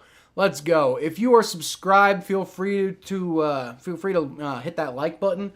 Even if you're not subscribed, feel free to do that. If you're not subscribed, feel free to subscribe because we stream every single Bengals game. I'm not going to guarantee we're always going to stream every single Bengals game because sometimes I'm going to have the opportunity to go to a game, right? And I'm not going to stream. I'm not going to be like, oh, no, I don't want those tickets. I'm going to go to the game, right? But I just haven't had the opportunity this year, so we've just been streaming every single Bengals game. But I can promise that we're going to put out 2 to 3 videos a week involving Bengals and NFL content. Last week was weird because I didn't feel right putting out power rankings, and I didn't feel right putting out a Bengals-Bills recap, so I put out different videos. But I still put out 2 videos, right? I tried to put out 3, and then I tried to put out 3, I tried to put out my, like Conley was asking earlier how I felt about the coin tosses, and I had a whole video recorded and ready to go up, about the coin tosses and about the NFL resolution, and that was before we knew what happened. So it was like talking about, well, what, now that DeMar Hamlin's sounding like he's doing okay, what are the different things that we can do with the playoffs? And let's start now. I think it's comfortable to start talking about seeding again. So let's go over all the different scenarios that could happen. And then I didn't get the video up in time, had to go to work, and then while I was at work, all this new news broke about it. So I lost pretty much all of that footage, and I wasn't able to put the video out. But I did try to put out another video this week, guys. But either way, about 2 to 3 videos a week, depending on the week. Let's hope the Eagles lose. Sure, let's go. Let's go. Go Cowboys. Go Giants. Oh my God. Cam Taylor-Britt just got destroyed by number 82 there. Who's that? Who is that? Cam Taylor-Britt just basically got pushed out of the way, but not in a pass interference kind of way by Sammy Watkins. Actually, he didn't even get pushed. Cam Taylor-Britt just overcommitted to the long pass and picked up 20 yards. Come on, man. Patriots squib kick trying to avoid a third return touchdown. It worked. 5-point game. Let's go, Patriots! Let's go! Let's go, Patriots. Come on, let's get that number 2 seed. Zach is a great motivator. Had some big hits in the draft like Pratt. Big misses too like Jackson Carman. Yeah. Anthony Brown throws. Oh my God, no coverage. What the hell is happening? Isaiah Likely with a 30-yard pass. Suddenly the coverage is just awful out of nowhere. What the hell is going on right now? This is why I was saying, even a field goal is not going to put this game away, guys. You gotta finish the game. Bengals winning by 10 so far, doing better. Yeah, but right now they're not doing great. Right now the defense is kind of getting run all over. Kenyon Drake gets a 6-yard pickup. You got dudes in the backfield with their hands on them and they just can't bring them down. I don't know what's going on right now. One time I'm going to vote for the G-Men. Yeah, well, let's go. Let's get the Cowboys that division title, man. Bengals don't always play good, but when we do, we're unstoppable. That's true. The consistency isn't always there, but, it can be good stuff. Yeah, as far as Zach Taylor's mostly a great drafter. There's some misses, but there's way more hits than misses with Zach Taylor's drafting. Yeah. Big motivator, big culture guy, Zach Taylor. Throw, tipped by Logan Wilson, but once again, nobody's around to catch the interception. So it's going to be 3rd and 5 for the Ravens. Can you hold them to a field goal here? Can you hold them to a field goal? That would be good to see. Hold the Ravens to a field goal here. Had a terrible defensive drive so far, but can you stop them in the red zone? Now, allegedly, the Ravens have 38 straight tips. So 38 straight trips to the red zone against the Bengals with scoring. But can you at least get off with a touchdown? Diggs touchdown. Damn it, Patriots. All right, Bengals sack. Oh, no, not quite. Nope. They did tackle Anthony Brown, but I think he picked up a yard, so it's not going to technically count as a sack. Anyway, I think, Justin Tucker's probably going to come out now? Probably Justin Tucker coming out now. So many teams have backup quarterbacks in today's games because for a lot of teams, Week 18 doesn't matter a whole lot. For a lot of teams, this is just an exhibition game. The Ravens and Bengals, this game matters. Steelers, their game matters.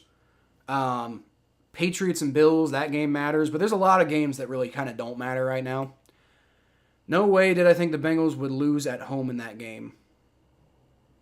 What, this game? Yeah. I didn't think it was likely, but I'd still want, I want the number 2 seed. Sue me. Justin Tucker, kick is up, and it's good. Bengals still maintain a 27-16 lead. 12-17 left in the fourth quarter, which I should go ahead and update. Fourth quarter, 27-16 Bengals. Starting to get a little too close for comfort, but, come on. Diggs burnt the fuck out of him. Come on, Patriots. What is it? Bills are up now, 35-23. God damn it. Come on, Patriots. Y'all were doing good earlier.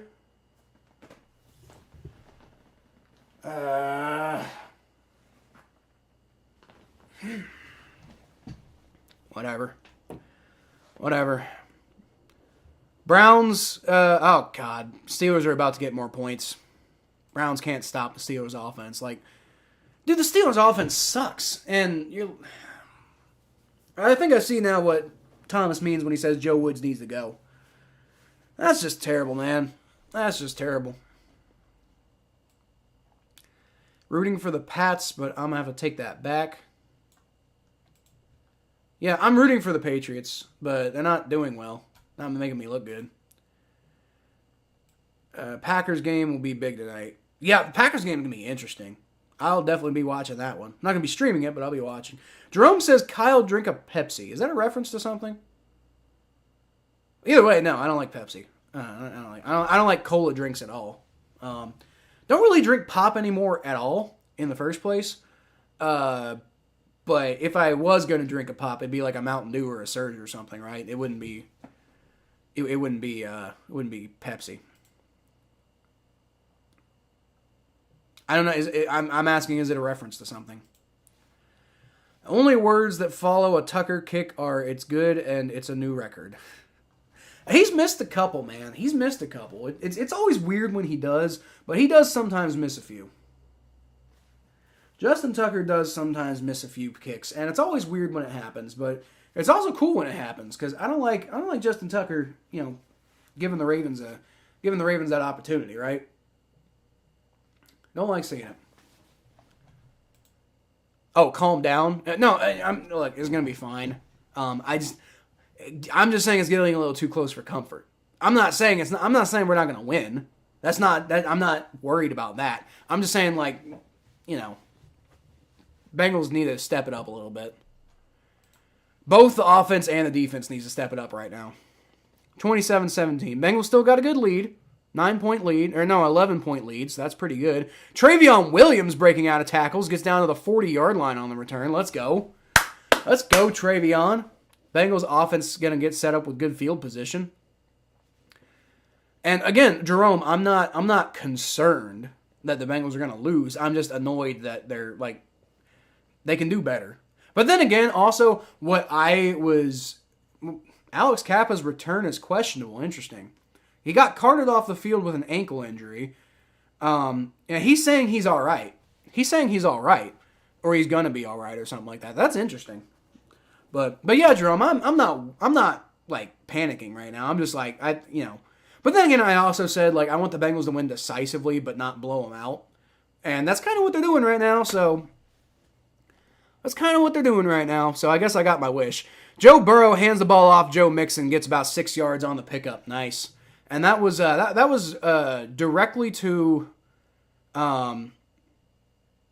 I don't even know who that is backing up Alex Kappa, but that was that was to the right guard, and it worked out. It was a pretty good run. So Max Schraping, I think that's the guy who's backing up Alex Kappa. So hopefully he can hold his own.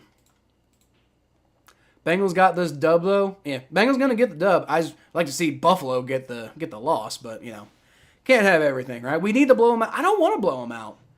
Joe Burrow shotgun snap throws almost. That was terrible pass for Tyler Boyd. Close to being intercepted by Darryl Worley. I don't know what the hell Joe Burrow was doing on that play. We need to blow him out. I don't want to blow him out. I want to blow him out next week. But this week, I don't want to give him bulletin board material. Let's win by like 10. We're winning by 11. If we finish the game winning by 11, I'm down. Right? I'm down to win by 11. Winning by, I mean, if we win by like 40, like I'll take it. But like I don't need to blow the Ravens out. We'll blow the Ravens out next week. You know, don't give them too much motivation heading into next week because we're gonna play them in the playoffs next week most likely. Joe Burrow gets sacked on 3rd and 5. We're gonna have to punt the ball again. God damn it. Can't be getting injured right now. That's the thing. Like Alex Kappa was like making like a thumbs up sign as he was being carted off. Sounds like and they're listing him as questionable to return. So I think there's a chance that he might not be hurt too badly. But we'll see. Need to establish the run. That's the thing. Need to run the ball more. Trying to. I think we're trying to throw the ball a little bit too much right now, and it's. I don't know. Sir Eggster, we need to be healthy in the playoffs. That's the thing. We gotta. It's been a tough game. Bengals been getting a lot of injuries today.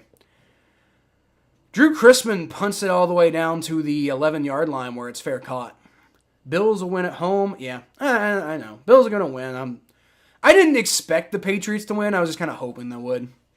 Remember, y'all, a win is a win. That's true. Win is a win. I'll take a win. Like the reason I was talking about what type of win I want to see is because I'm fairly confident we're going to beat the Ravens. I don't really worry about it too much. So when I'm talking about the type of win, it's like I want to blow them out next week, not this week. Now at the same time, if we win by 1 point today and we win by 1 point next week, that's fine, you know? But I'm just saying strategically, I'd rather save the blowout for next week. That's all I was saying. Agreed, I'm blowing them out, right? No, you hate this. Oh, God. Damn it, Browns! 28-14. Browns got 4 minutes left in that game. Steelers probably going to win. Only hope at this point, I think, like with only 8 minutes left in the Patriots game, and they can't get much done on offense. They are driving right now, but I think our best hope right now is that the Dolphins get a field goal and barely win. Come on, Dolphins! Let's go, Dolphins! First down, New England off kickoff. They were the ones kicking off. Interesting. All right, let's go. Patriots ball. Let's go. Kappa won't be back, more likely for precautionary reasons. No, not this game. Not this game. What I'm saying is I'm hoping Alex Kappa will be back in a week or two. Hopefully it's just like a sprain and he's just out for like a week, maybe two. He can come back for like the AFC Championship and we'll have him in the Super Bowl, right? Because Max Schraping is not, I don't know if he's good or not. It's not the same bullshit offensive line we had last year, but we also have La'el Collins out. And I said if we fix the offensive line, then we win the Super Bowl. But with these injuries that are popping up right now, man, it's just, I'm not saying we don't win the Super Bowl without Alex Kappa. I'm just saying, these injuries are getting on my nerves. Patriots red zone. Let's go! Let's go, Patriots! 15 viewers, 15 likes. Let's get those numbers up, baby. If you haven't liked already, please like the video. If you're not subscribed, feel free to subscribe. We do every Bengals stream, and if the Bengals end up out of the playoffs at some point, I'll probably stream like a game a week or something like that. Always try to stream at least once on Bengals bye weeks. So it's not just a Bengals channel here, right? But I am primarily Bengals centric. So that's this channel, man. You'll like it.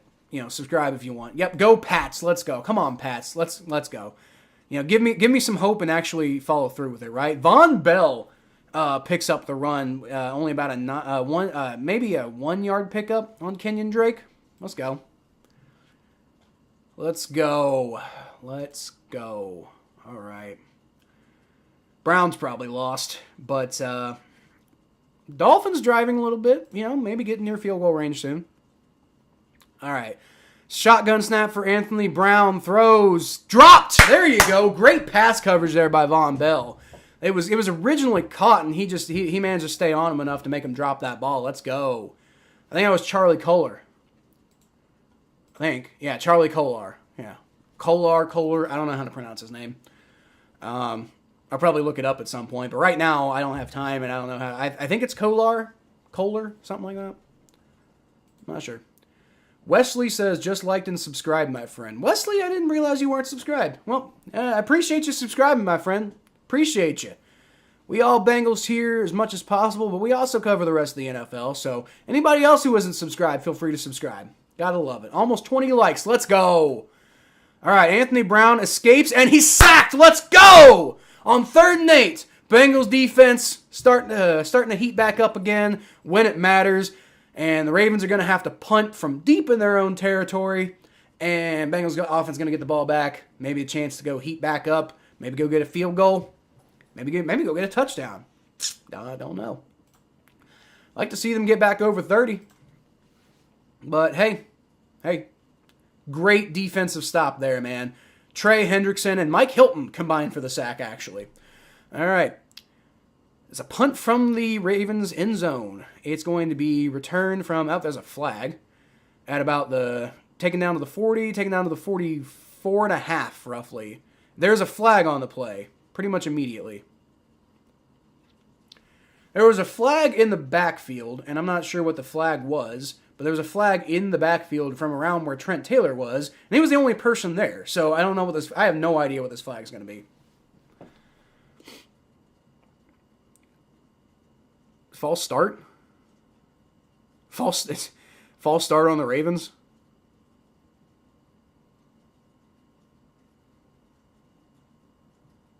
Wait, so, or wasn't it? They did this, and then they said it's a first down Bengals, right? So like a false start, I think a false start, like first of all, you can't decline that. Second of all, I don't know why you would decline it, because you would just push them back farther in their own end zone, and it would be a harder punt.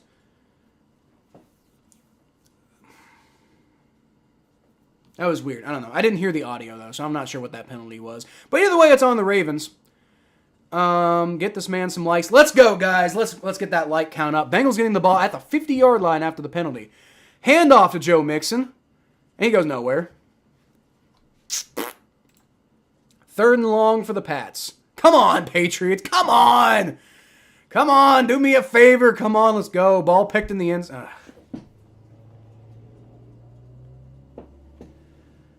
Is that the Patriots who got the ball picked in the end zone? God damn it, Patriots. They suck. They don't deserve to make the playoffs. Let's get the Dolphins in. I don't care. Sweet Lou, turn up the heat. Let's go. Let's go. Let's go. 2nd and 9 for the Bengals. So I guess Joe Mixon did pick up a yard. I didn't think he did, but okay.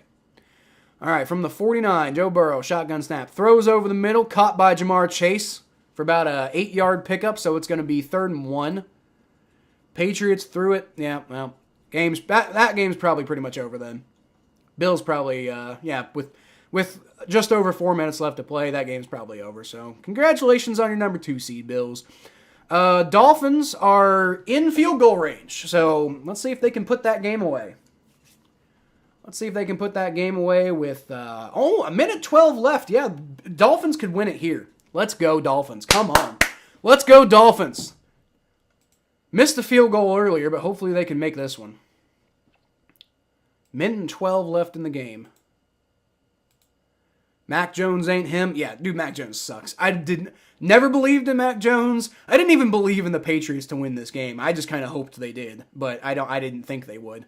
Dolphins, hoping the Dolphins get in the playoffs though, you know? Hoping the Dolphins get in. And with the rumors I heard about Mike McDaniel possibly being fired if they lose to the Jets today, which I think is really, really stupid. I'm glad that they're, if they win the game, because Mike McDaniel does not deserve to get fired. Wow. Quarterback sneaked by the Bengals after scrambling, rushing to the line. That was really strange. Like, they did the huddle and then they sprinted to the line and did a quarterback sneak. Interesting.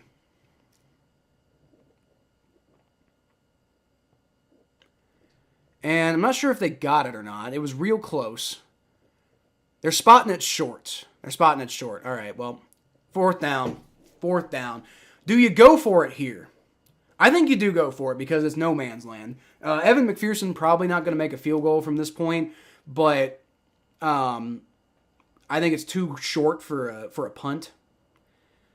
Yeah, Joe Burrow picked up probably about 6 inches or so, but it's going to be 4th and inches, and I think you go for it here. Really, with your defense playing so well, I agree with going for it here. But then again, Zach Taylor, 4th down play calls. I don't know. Joe Burrow's under center. Let's see what they're going to do. And it's I formation, and what the hell? Did they take a timeout? Ravens took a timeout. Interesting. With 7:17 left to go, Ravens took a timeout. It's 4th and inches, and I imagine what you could really do, like take the snap, make sure to try to take it a little low, and then get underneath the lineman, and then put the ball like try to push the ball through the lineman's legs, right? And you're that close where you could just do something like that, right? Just make sure you don't get touched until you get across that line.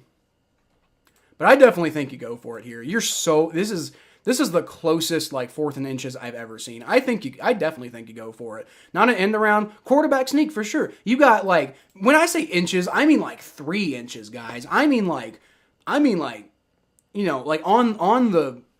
video, the line of scrimmage and the first down line are basically the same line. So, I think you go for it. Shotgun snap. Joe Burrow's going to throw, and he throws into the dirt. What the fuck? What the fuck was that? Joe Burrow threw the ball straight into the fucking dirt. And now there's a fight on the sidelines. There's a fight on the sidelines. What the hell is going on? Jackson Carman limping away. Jackson Carman also on the field. That's interesting. What the hell is going on? 1st and 10 for the Ravens. Jackson Carman pushed a Ravens player into his own sideline and getting into some extracurricular activity over there on the field. Why the fuck? What the fuck just happened? Joe Burrow just threw the ball into the dirt on 4th and inches. Oh my God. I love Zach Taylor, but he has got to be the worst 4th down play caller I have ever seen in my entire life. Are you stupid? Why did you call a passing play there? It was a play action, but what the fuck? Incomplete pass. And also, why'd you throw it into the dirt? Are you stupid? That's the dumbest thing I've ever seen from Joe Burrow in my entire life. Why would you throw the ball into the dirt?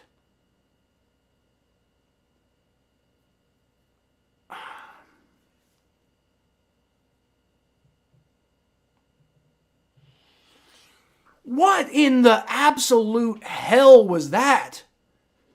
That was the... What are you doing, Zach?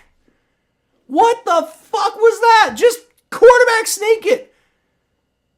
Oh my God. You gotta be out of your mind. Anthony Brown throws short to Demarcus Robinson, who picks up 12 yards on the play. Are you fucking kidding me? Are you fucking kidding me? 2 more likes to 20. Let's go. Let's get those likes up to 20, guys. Come on. Come on. Come see my frustration. I don't know. No trick plays, jumbo set, get a freaking yard. God, man. Viewer discretion advised. Slap the logo on it, y'all. Bills punted. Cool. Whatever. Anthony Brown hands the ball off to Kenyon Drake. Gets tackled in the backfield by Jesse Bates. Good play. Good play by Jesse Bates there. 2nd and 10, or 2nd and 9 probably. This is why Taylor will never be great. Shut up. He is great. He's never going to be the greatest of all time because he has this big weakness. But he's not going to be. He's definitely not going to be He is a great coach. He's got one terrible weakness. A horrible play, awful play, disgusting play. How dare you insult Zach's play calling? It was a terrible play call, man. I told you. I'll call it as I see it. Anthony Brown, shotgun snap, throws, caught. Demarcus Robinson, not caught. Ref saying that was an incomplete pass. He's trying to argue that it was. I thought it was, but, refs are closer to the play than I am, so whatever. But yeah, I told you, I don't like his play calling on 4th and short. I think he's awful at it. I think they should punt or go for a field goal every single time. Even though I never call for it, but it's because I believe in the Bengals. I don't really believe in Zach's play calling in those situations, but genuinely the opposite of big brain. Just call the percentage play. Dude, sometimes analytics actually matter. And I think in this situation it does. Ravens are challenging that was an incomplete pass. I thought it was a complete pass, personally. This is why I said if you don't quarterback sneak on 4th and 1, are you even a pro? Zach Taylor's... I love Zach Taylor. On 4th and short, and on 3rd and short, really, on 4th and short, Zach Taylor is an idiot. I love the man to death. He's a great head coach. He's going to win the Bengals a Super Bowl, and et cetera, et cetera, et cetera. But on 4th and short, Zach Taylor has got to be... Suddenly goes from being like maybe the best coach in Bengals history to maybe the worst in NFL history. Like, I've never seen somebody be this bad at 4th and short play calling. Bills picked it off again. Fuck. Zach's weakness is a big weakness. That's the thing. He's really good at a lot of things, but that one thing he's bad at is he's just awful at it. He is awful at it. It's not even a weakness at this point. It's a straight malfunction. That's true. That's true. Like, how do you not know better at this point? Like, how are you not at the point where you understand that it just doesn't work? It's never going to work. It never works. Stop trying it. Not saying stop trying it ever, but make it a lot more like don't go for it nearly as often. Dolphins win? Let's go! Steelers are out of the playoffs. Let's go. Dolphins win. Let's go. At least we got that. I don't think that's a catch. I think that ball wiggled on the ground. I don't think that's a catch. And it was called not a catch on the field. So I feel like the fact that he steadied it with the field, with the ground, I think it's going to be over. I don't think it's going to be overturned. Would Marv have done better? No. On 4th and short, Marv would have done better for sure. But he also probably would have he very rarely would have called 4th and short, going for it. Yep, no catch. No catch. Marvin Lewis would have just gone for field goals and punts a lot more than Zach Taylor. That's how he would have done better. And then the individual play calling, he probably would have stuck with what works. So yeah, Marv would have done better on that. On everything else, I think Zach Taylor's a way better coach than Marvin Lewis. But on that, yes, Marvin Lewis would have done better. Marvin Lewis was better at that. And at that alone, but at that. All right, 3rd and 9. Bengals defense doing a pretty good job right now. Anthony Brown going to take the snap, roll back, and dropped. Just completely dropped by Demarcus Robinson. After he made that big deal, they're like, oh, I caught that. And then the rest were like, no, you didn't. And then he gets it wide open in his hands, and it just falls on the ground. Jesus. I think you're in 4-down territory. I think the Ravens got to go for it here. Final score, Dolphins win 9-6. Good God, what a terrible scoreline. But whatever, dude. Steelers are not in the playoffs. That's all I care about. Steelers, probably Mike Tomlin's going to get another winning record, but at least the Steelers aren't in the playoffs. That's what I care about. Let's go. Let's go. Best OC in Bengals history is Hugh Jackson. Shotgun snap. Bengals all over him on 4th and 9. He throws, and it is not caught. Flag. There is a flag. What's the flag? Intended for James Proche, and I think this flag, what's the flag? Holding on the Ravens. Let's go. Holding on the Ravens. It's declined. Bengals ball. 5:55 left in the game. That might be that might be. I don't want to say that's coffin nails or anything like that because you still gotta run the clock out, but. I think you can pretty much breathe a sigh of relief at this point. I think this is probably we're pretty close to saying the Bengals got this one in the bag, right? Pretty close. I think they're feeling pretty good now. Best OC in Bengals history. I don't think it's Hugh Jackson. I think it's Samaje Perine gets the first down. Let's go. Gets it down to about the 35-yard line. Best OC in Bengals history is not Hugh Jackson. I think the best OC in Bengals history is probably Bruce Coslett. Is that a holding on the Bengals? Oh, fuck. Ah, damn it. Hakeem Adeniji with the holding call. Stupid. No, Bruce Coslett, I think, is the best OC in Bengals history. He was the guy who was the offensive coordinator for the '88 Bengals. Like they had that great offense that led them all the way to the Super Bowl. And obviously he wasn't perfect. The offense was terrible in the Super Bowl. But I think Bruce Coslett was the best offensive coordinator in Bengals history. And then maybe Hugh Jackson, but really, it's really muddy after Bruce Coslett. I think Bruce Coslett's like clearly number one, and then after that, it's weird. Dolphins only scored 9 points without Tua. Yeah. Dolphins are broken, I think. Dolphins are not going to do anything in the playoffs either. I just didn't want the Steelers in. That's all I wanted. I just didn't want to see the Steelers make it. Get 7 and end it. Please, Zach, stop fucking around. You don't even need to do that, dude. You just need to get some first downs. Run the clock out. Like, you don't even need to get 7. Like, I mean, if you do, great, that's awesome. But you don't even need to do that. You just need to run the clock out. That's the only thing you need to do. Go get some first downs. Go get some first downs. If we put any points here, it's done. Yeah, I think it's already done, quite frankly. I think the Ravens coming away empty on that last possession, it's pretty much done. I think we pretty much got it now. It's pretty much over. The Ravens, at best, are only going to get it back with like 4 minutes left, and they're down multiple scores. So I think it's pretty much over.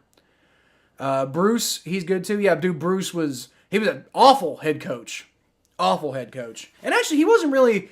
I think he was in an awful situation, and he wasn't... But then again, he went to the Jets, and he was bad there too. So, Bruce Coslett, not really the best head coach in the world, but I think he was a really good offensive coordinator.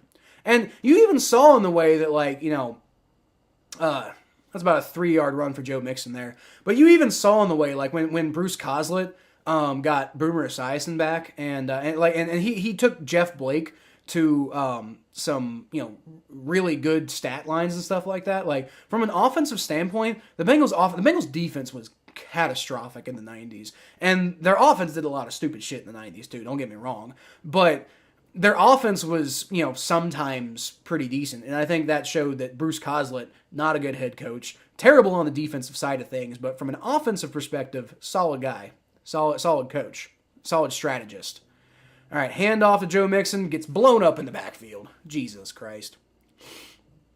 So it's going to be 3rd down. Bengals going to run this clock down as much as they can, but not getting a whole lot done. But like I said, Ravens are only going to get the ball back with less than 4 minutes to go, and they're down multiple scores, and the defense is playing great, so I think it's pretty much over. But we'll stick with it.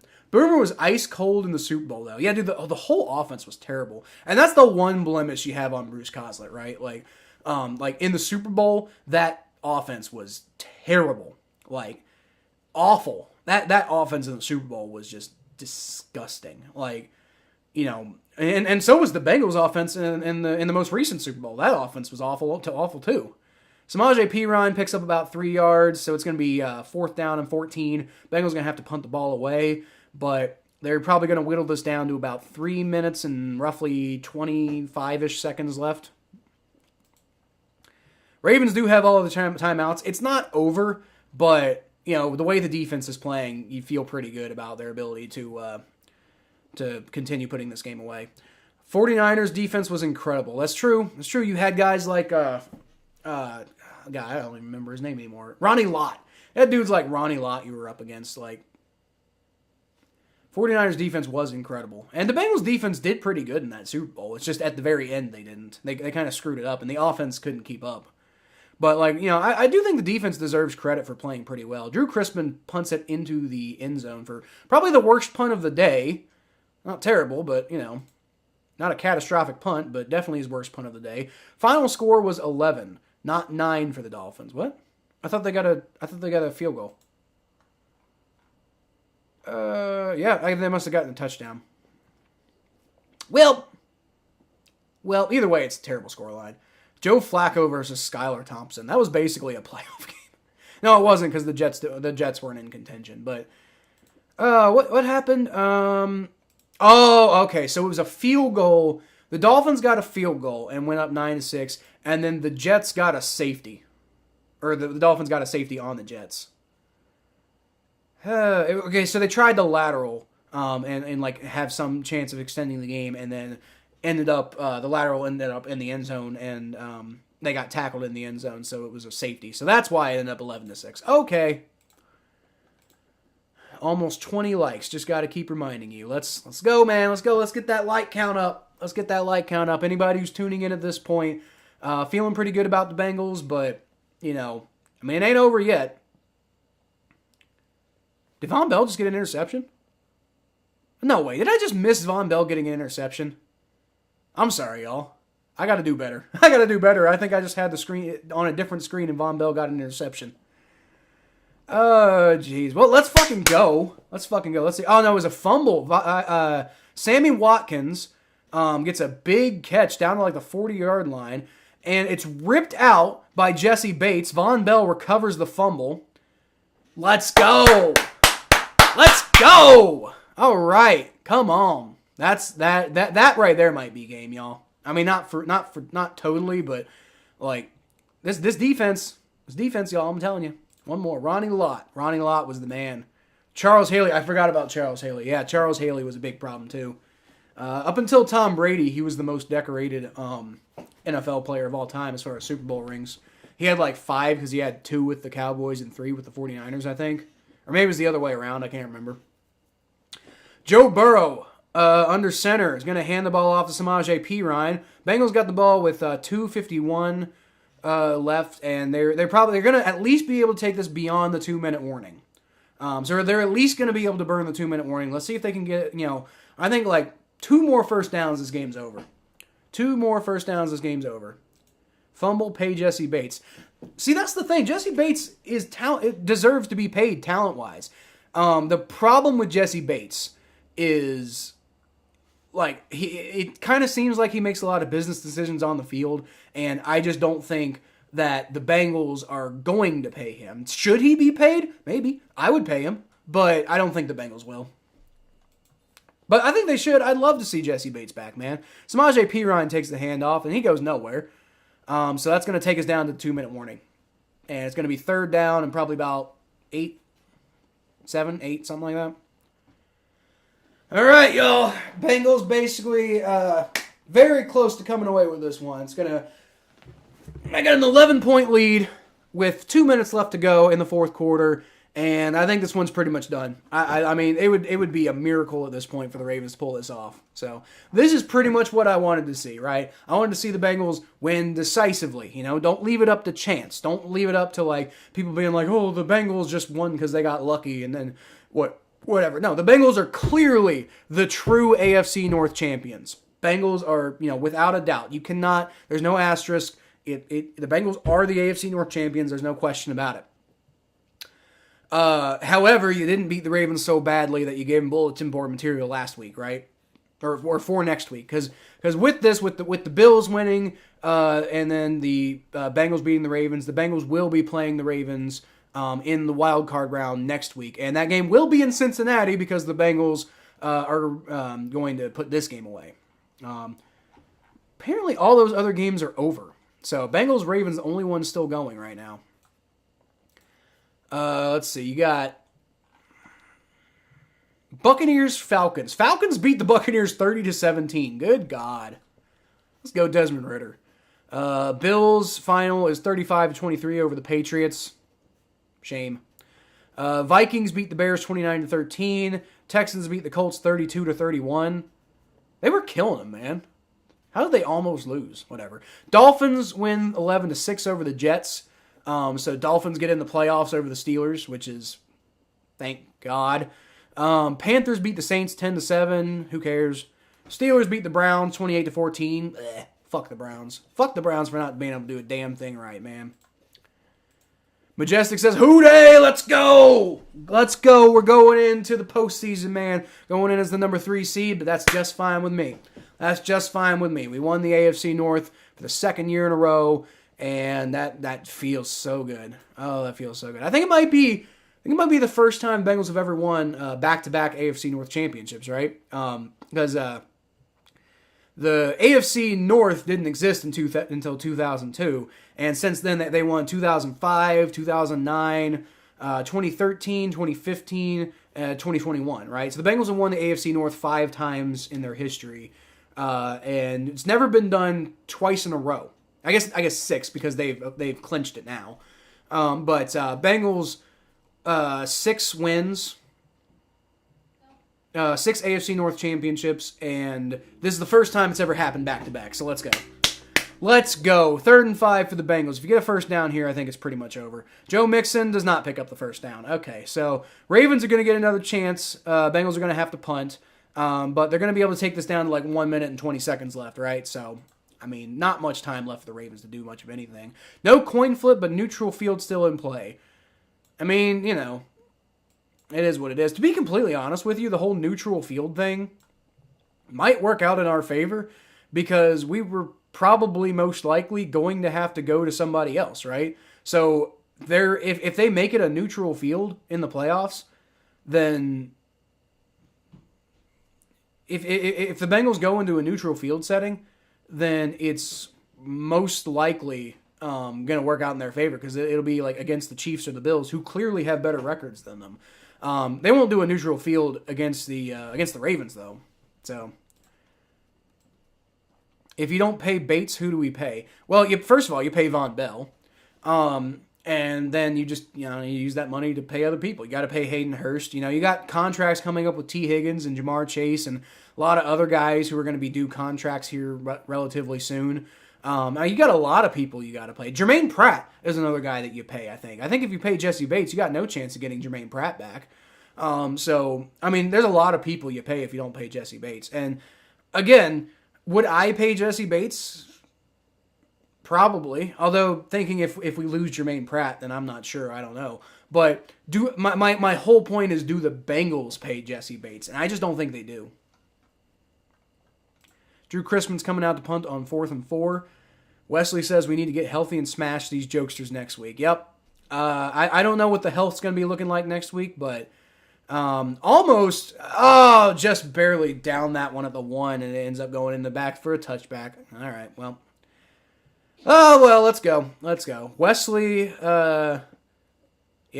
I mean, we were healthy going into this game, and pretty much smashed them early on. So, I mean, maybe. I would love to blow the Ravens out next week, though. I just didn't want to do it this week. I'm down for an 11-point win, right? 11 points is fine with me because it doesn't piss the Ravens off, but it makes sure you know who the real AFC North championship is, or the true AFC North champion is, right? It leaves no concern about like who's the real big dog, right? But at the same time, you don't have the Ravens going in next week like, we got to repay them for that 30-point loss. All right. Pass to Charlie Kolar for about 7 yards, and it's going to be 2nd down for the Ravens. Bengals just more than happy to let that clock run. Ravens have no timeouts. I thought the Ravens had timeouts. So this game is basically over. Like I don't know if they have much of a chance here. All right, Anthony Brown rolls back, and it's dropped. Dropped, like, easy pass down the middle for Kenyon Drake, and he just drops it. Terrible. Reigning Kings of the North for a 2nd year in a row. Let's go, Wesley. Let's go. Dax Hill should be a nice Bates replacement, but Jesse is really good. But again, he takes plays off. Dax isn't ready yet, but that dude's going to have to get ready because I don't think Jesse Bates is coming back next year. I really don't. Like, I mean, they, at worst, or at best, maybe they franchise tag him again, but I don't even think they do that. Anthony Brown throws to, is that Charlie Kolar again? Yep, Charlie Kolar again, about a 12-yard pickup. Lou Anarumo's strategy here is just like, take passes in the middle of the field, that's fine. And it's spiked by Anthony Brown, stops the clock at 29 seconds left, and not much they can really do here. There's not much they can really do here. Like, like I said, it's over. Game's over. There's not... Like, only thing you can really think that they could do right now, if you throw, like, a Hail Mary and get a touchdown, and then you get, like, and then you get an onside kick, and then you throw another Hail Mary for a touchdown, then, there's that. But, I mean, if you keep just, like, piddling it down the field like this, game's over. And that's exactly what the Bengals want you to do. They don't care if you get yards. All right, another short pass down the middle for the Ravens. It's kind of running out of opportunities here. Kenyon Drake picks it up and got the first down, but 18, 17, 16, 15, 14, 13, 12, 11, 10, and the ball is spiked at 10 seconds left. So game's over. That's it. Like, I don't think they can do anything at this point. Like, you go for a Hail Mary, get a touchdown, but you'd only have like 4 seconds left in the game at all in the first place. And then do you have enough time to run more plays? Like, do you have enough time to do the onside kick and do another Hail Mary pass? Like, I don't know if you do. I think game's pretty much over, guys.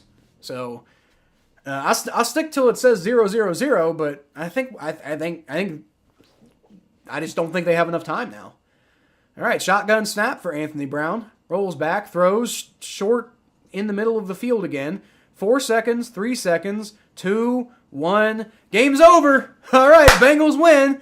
Bengals finish with a 12-4 record. And in a year where you're supposed to play 17 games, which is weird. Last time the Bengals went 12-4, they went to the Super Bowl. So just want to point that out. That was the 1988 season. They went 12-4 and went to the Super Bowl, right? Or no, I'm sorry. I think 2015 they were 12-4. I could be wrong about that. But either way, 12-4 is a damn good finish. Bengals finished 12-4 after starting 0-2. And so it is going to be a Bengals-Ravens rematch next week.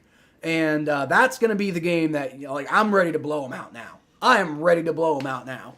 You won by 11 points this week. Kill them next week. Just run it into the ground. That's what I want to see. Hopefully Alex Kappa's okay and can come back in a couple weeks.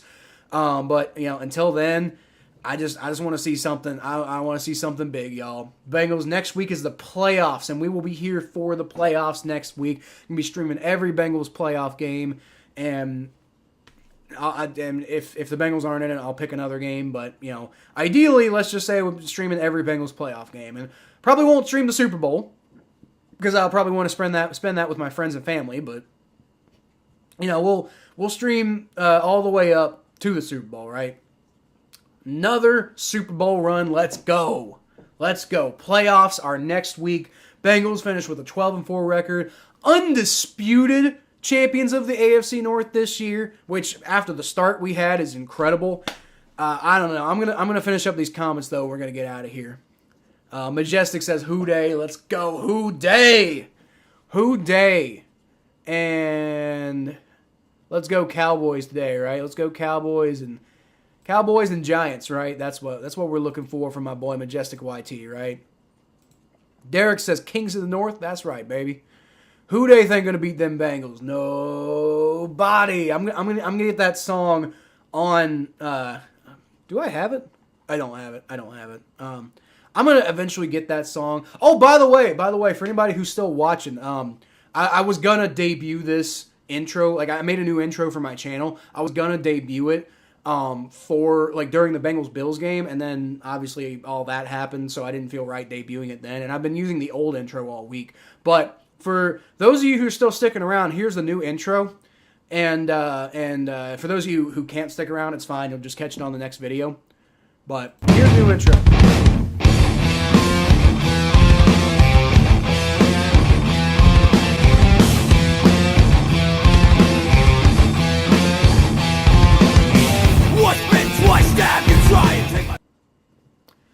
I like that. I like it. Just a little bit cleaner than it used to be, and I made myself a new logo and everything like that. So yeah, that's the debut of the new intro. It will be on all the videos going forward. Supposed to be last week, but again, Bills game, I just didn't feel right. So didn't want the intro debut kind of tainted by everything that happened last week, right? So that's what it's going to be going forward. Majestic says Cowboys game coming on, so you're going to head out. Go Bengals, go Cowboys, let's go. I'm going to be watching that too, man. 2015 was you're right. I forgot they were 12-4 in 2015, but the last time they went 12-4 before that, they went to the Super Bowl. So for what that's worth. Great game calling. See you next week. Let's go. See you next week, Wesley. Happy to have you here, man. Take care, and can't wait to see you in the playoffs. Let's go. Take care, y'all. Appreciate that about the new intro, Majestic. Everybody seems to like the new intro. Let's go. Let's go. That's what we're doing going forward. All right. So, without further ado, Bengals are 12-4. Bengals are officially going to be hosting at least one playoff game, if not, hopefully more. Bengals are the number 3 seed, though. So, going forward, we're going to see what's happening. But, until next time, y'all can always catch more of what I do at Kyle Phelps92 on Twitter, Facebook.com/Phelps, the Battle of Ohio podcast, on YouTube, mainly on YouTube because of the RSS feed I was talking about earlier. Can we get one more like? I don't know. You might not have time, though, because I'm not sticking around. So, yeah. ATBnetwork.com for now. More come on that later. But Fumble Sports. And right here, if you subscribe, please like the channel. Bengals win. We're going to be looking for more Bengals wins in the playoffs and a Super Bowl title eventually, y'all. Let's go! I'll leave y'all, as always, with a hootie!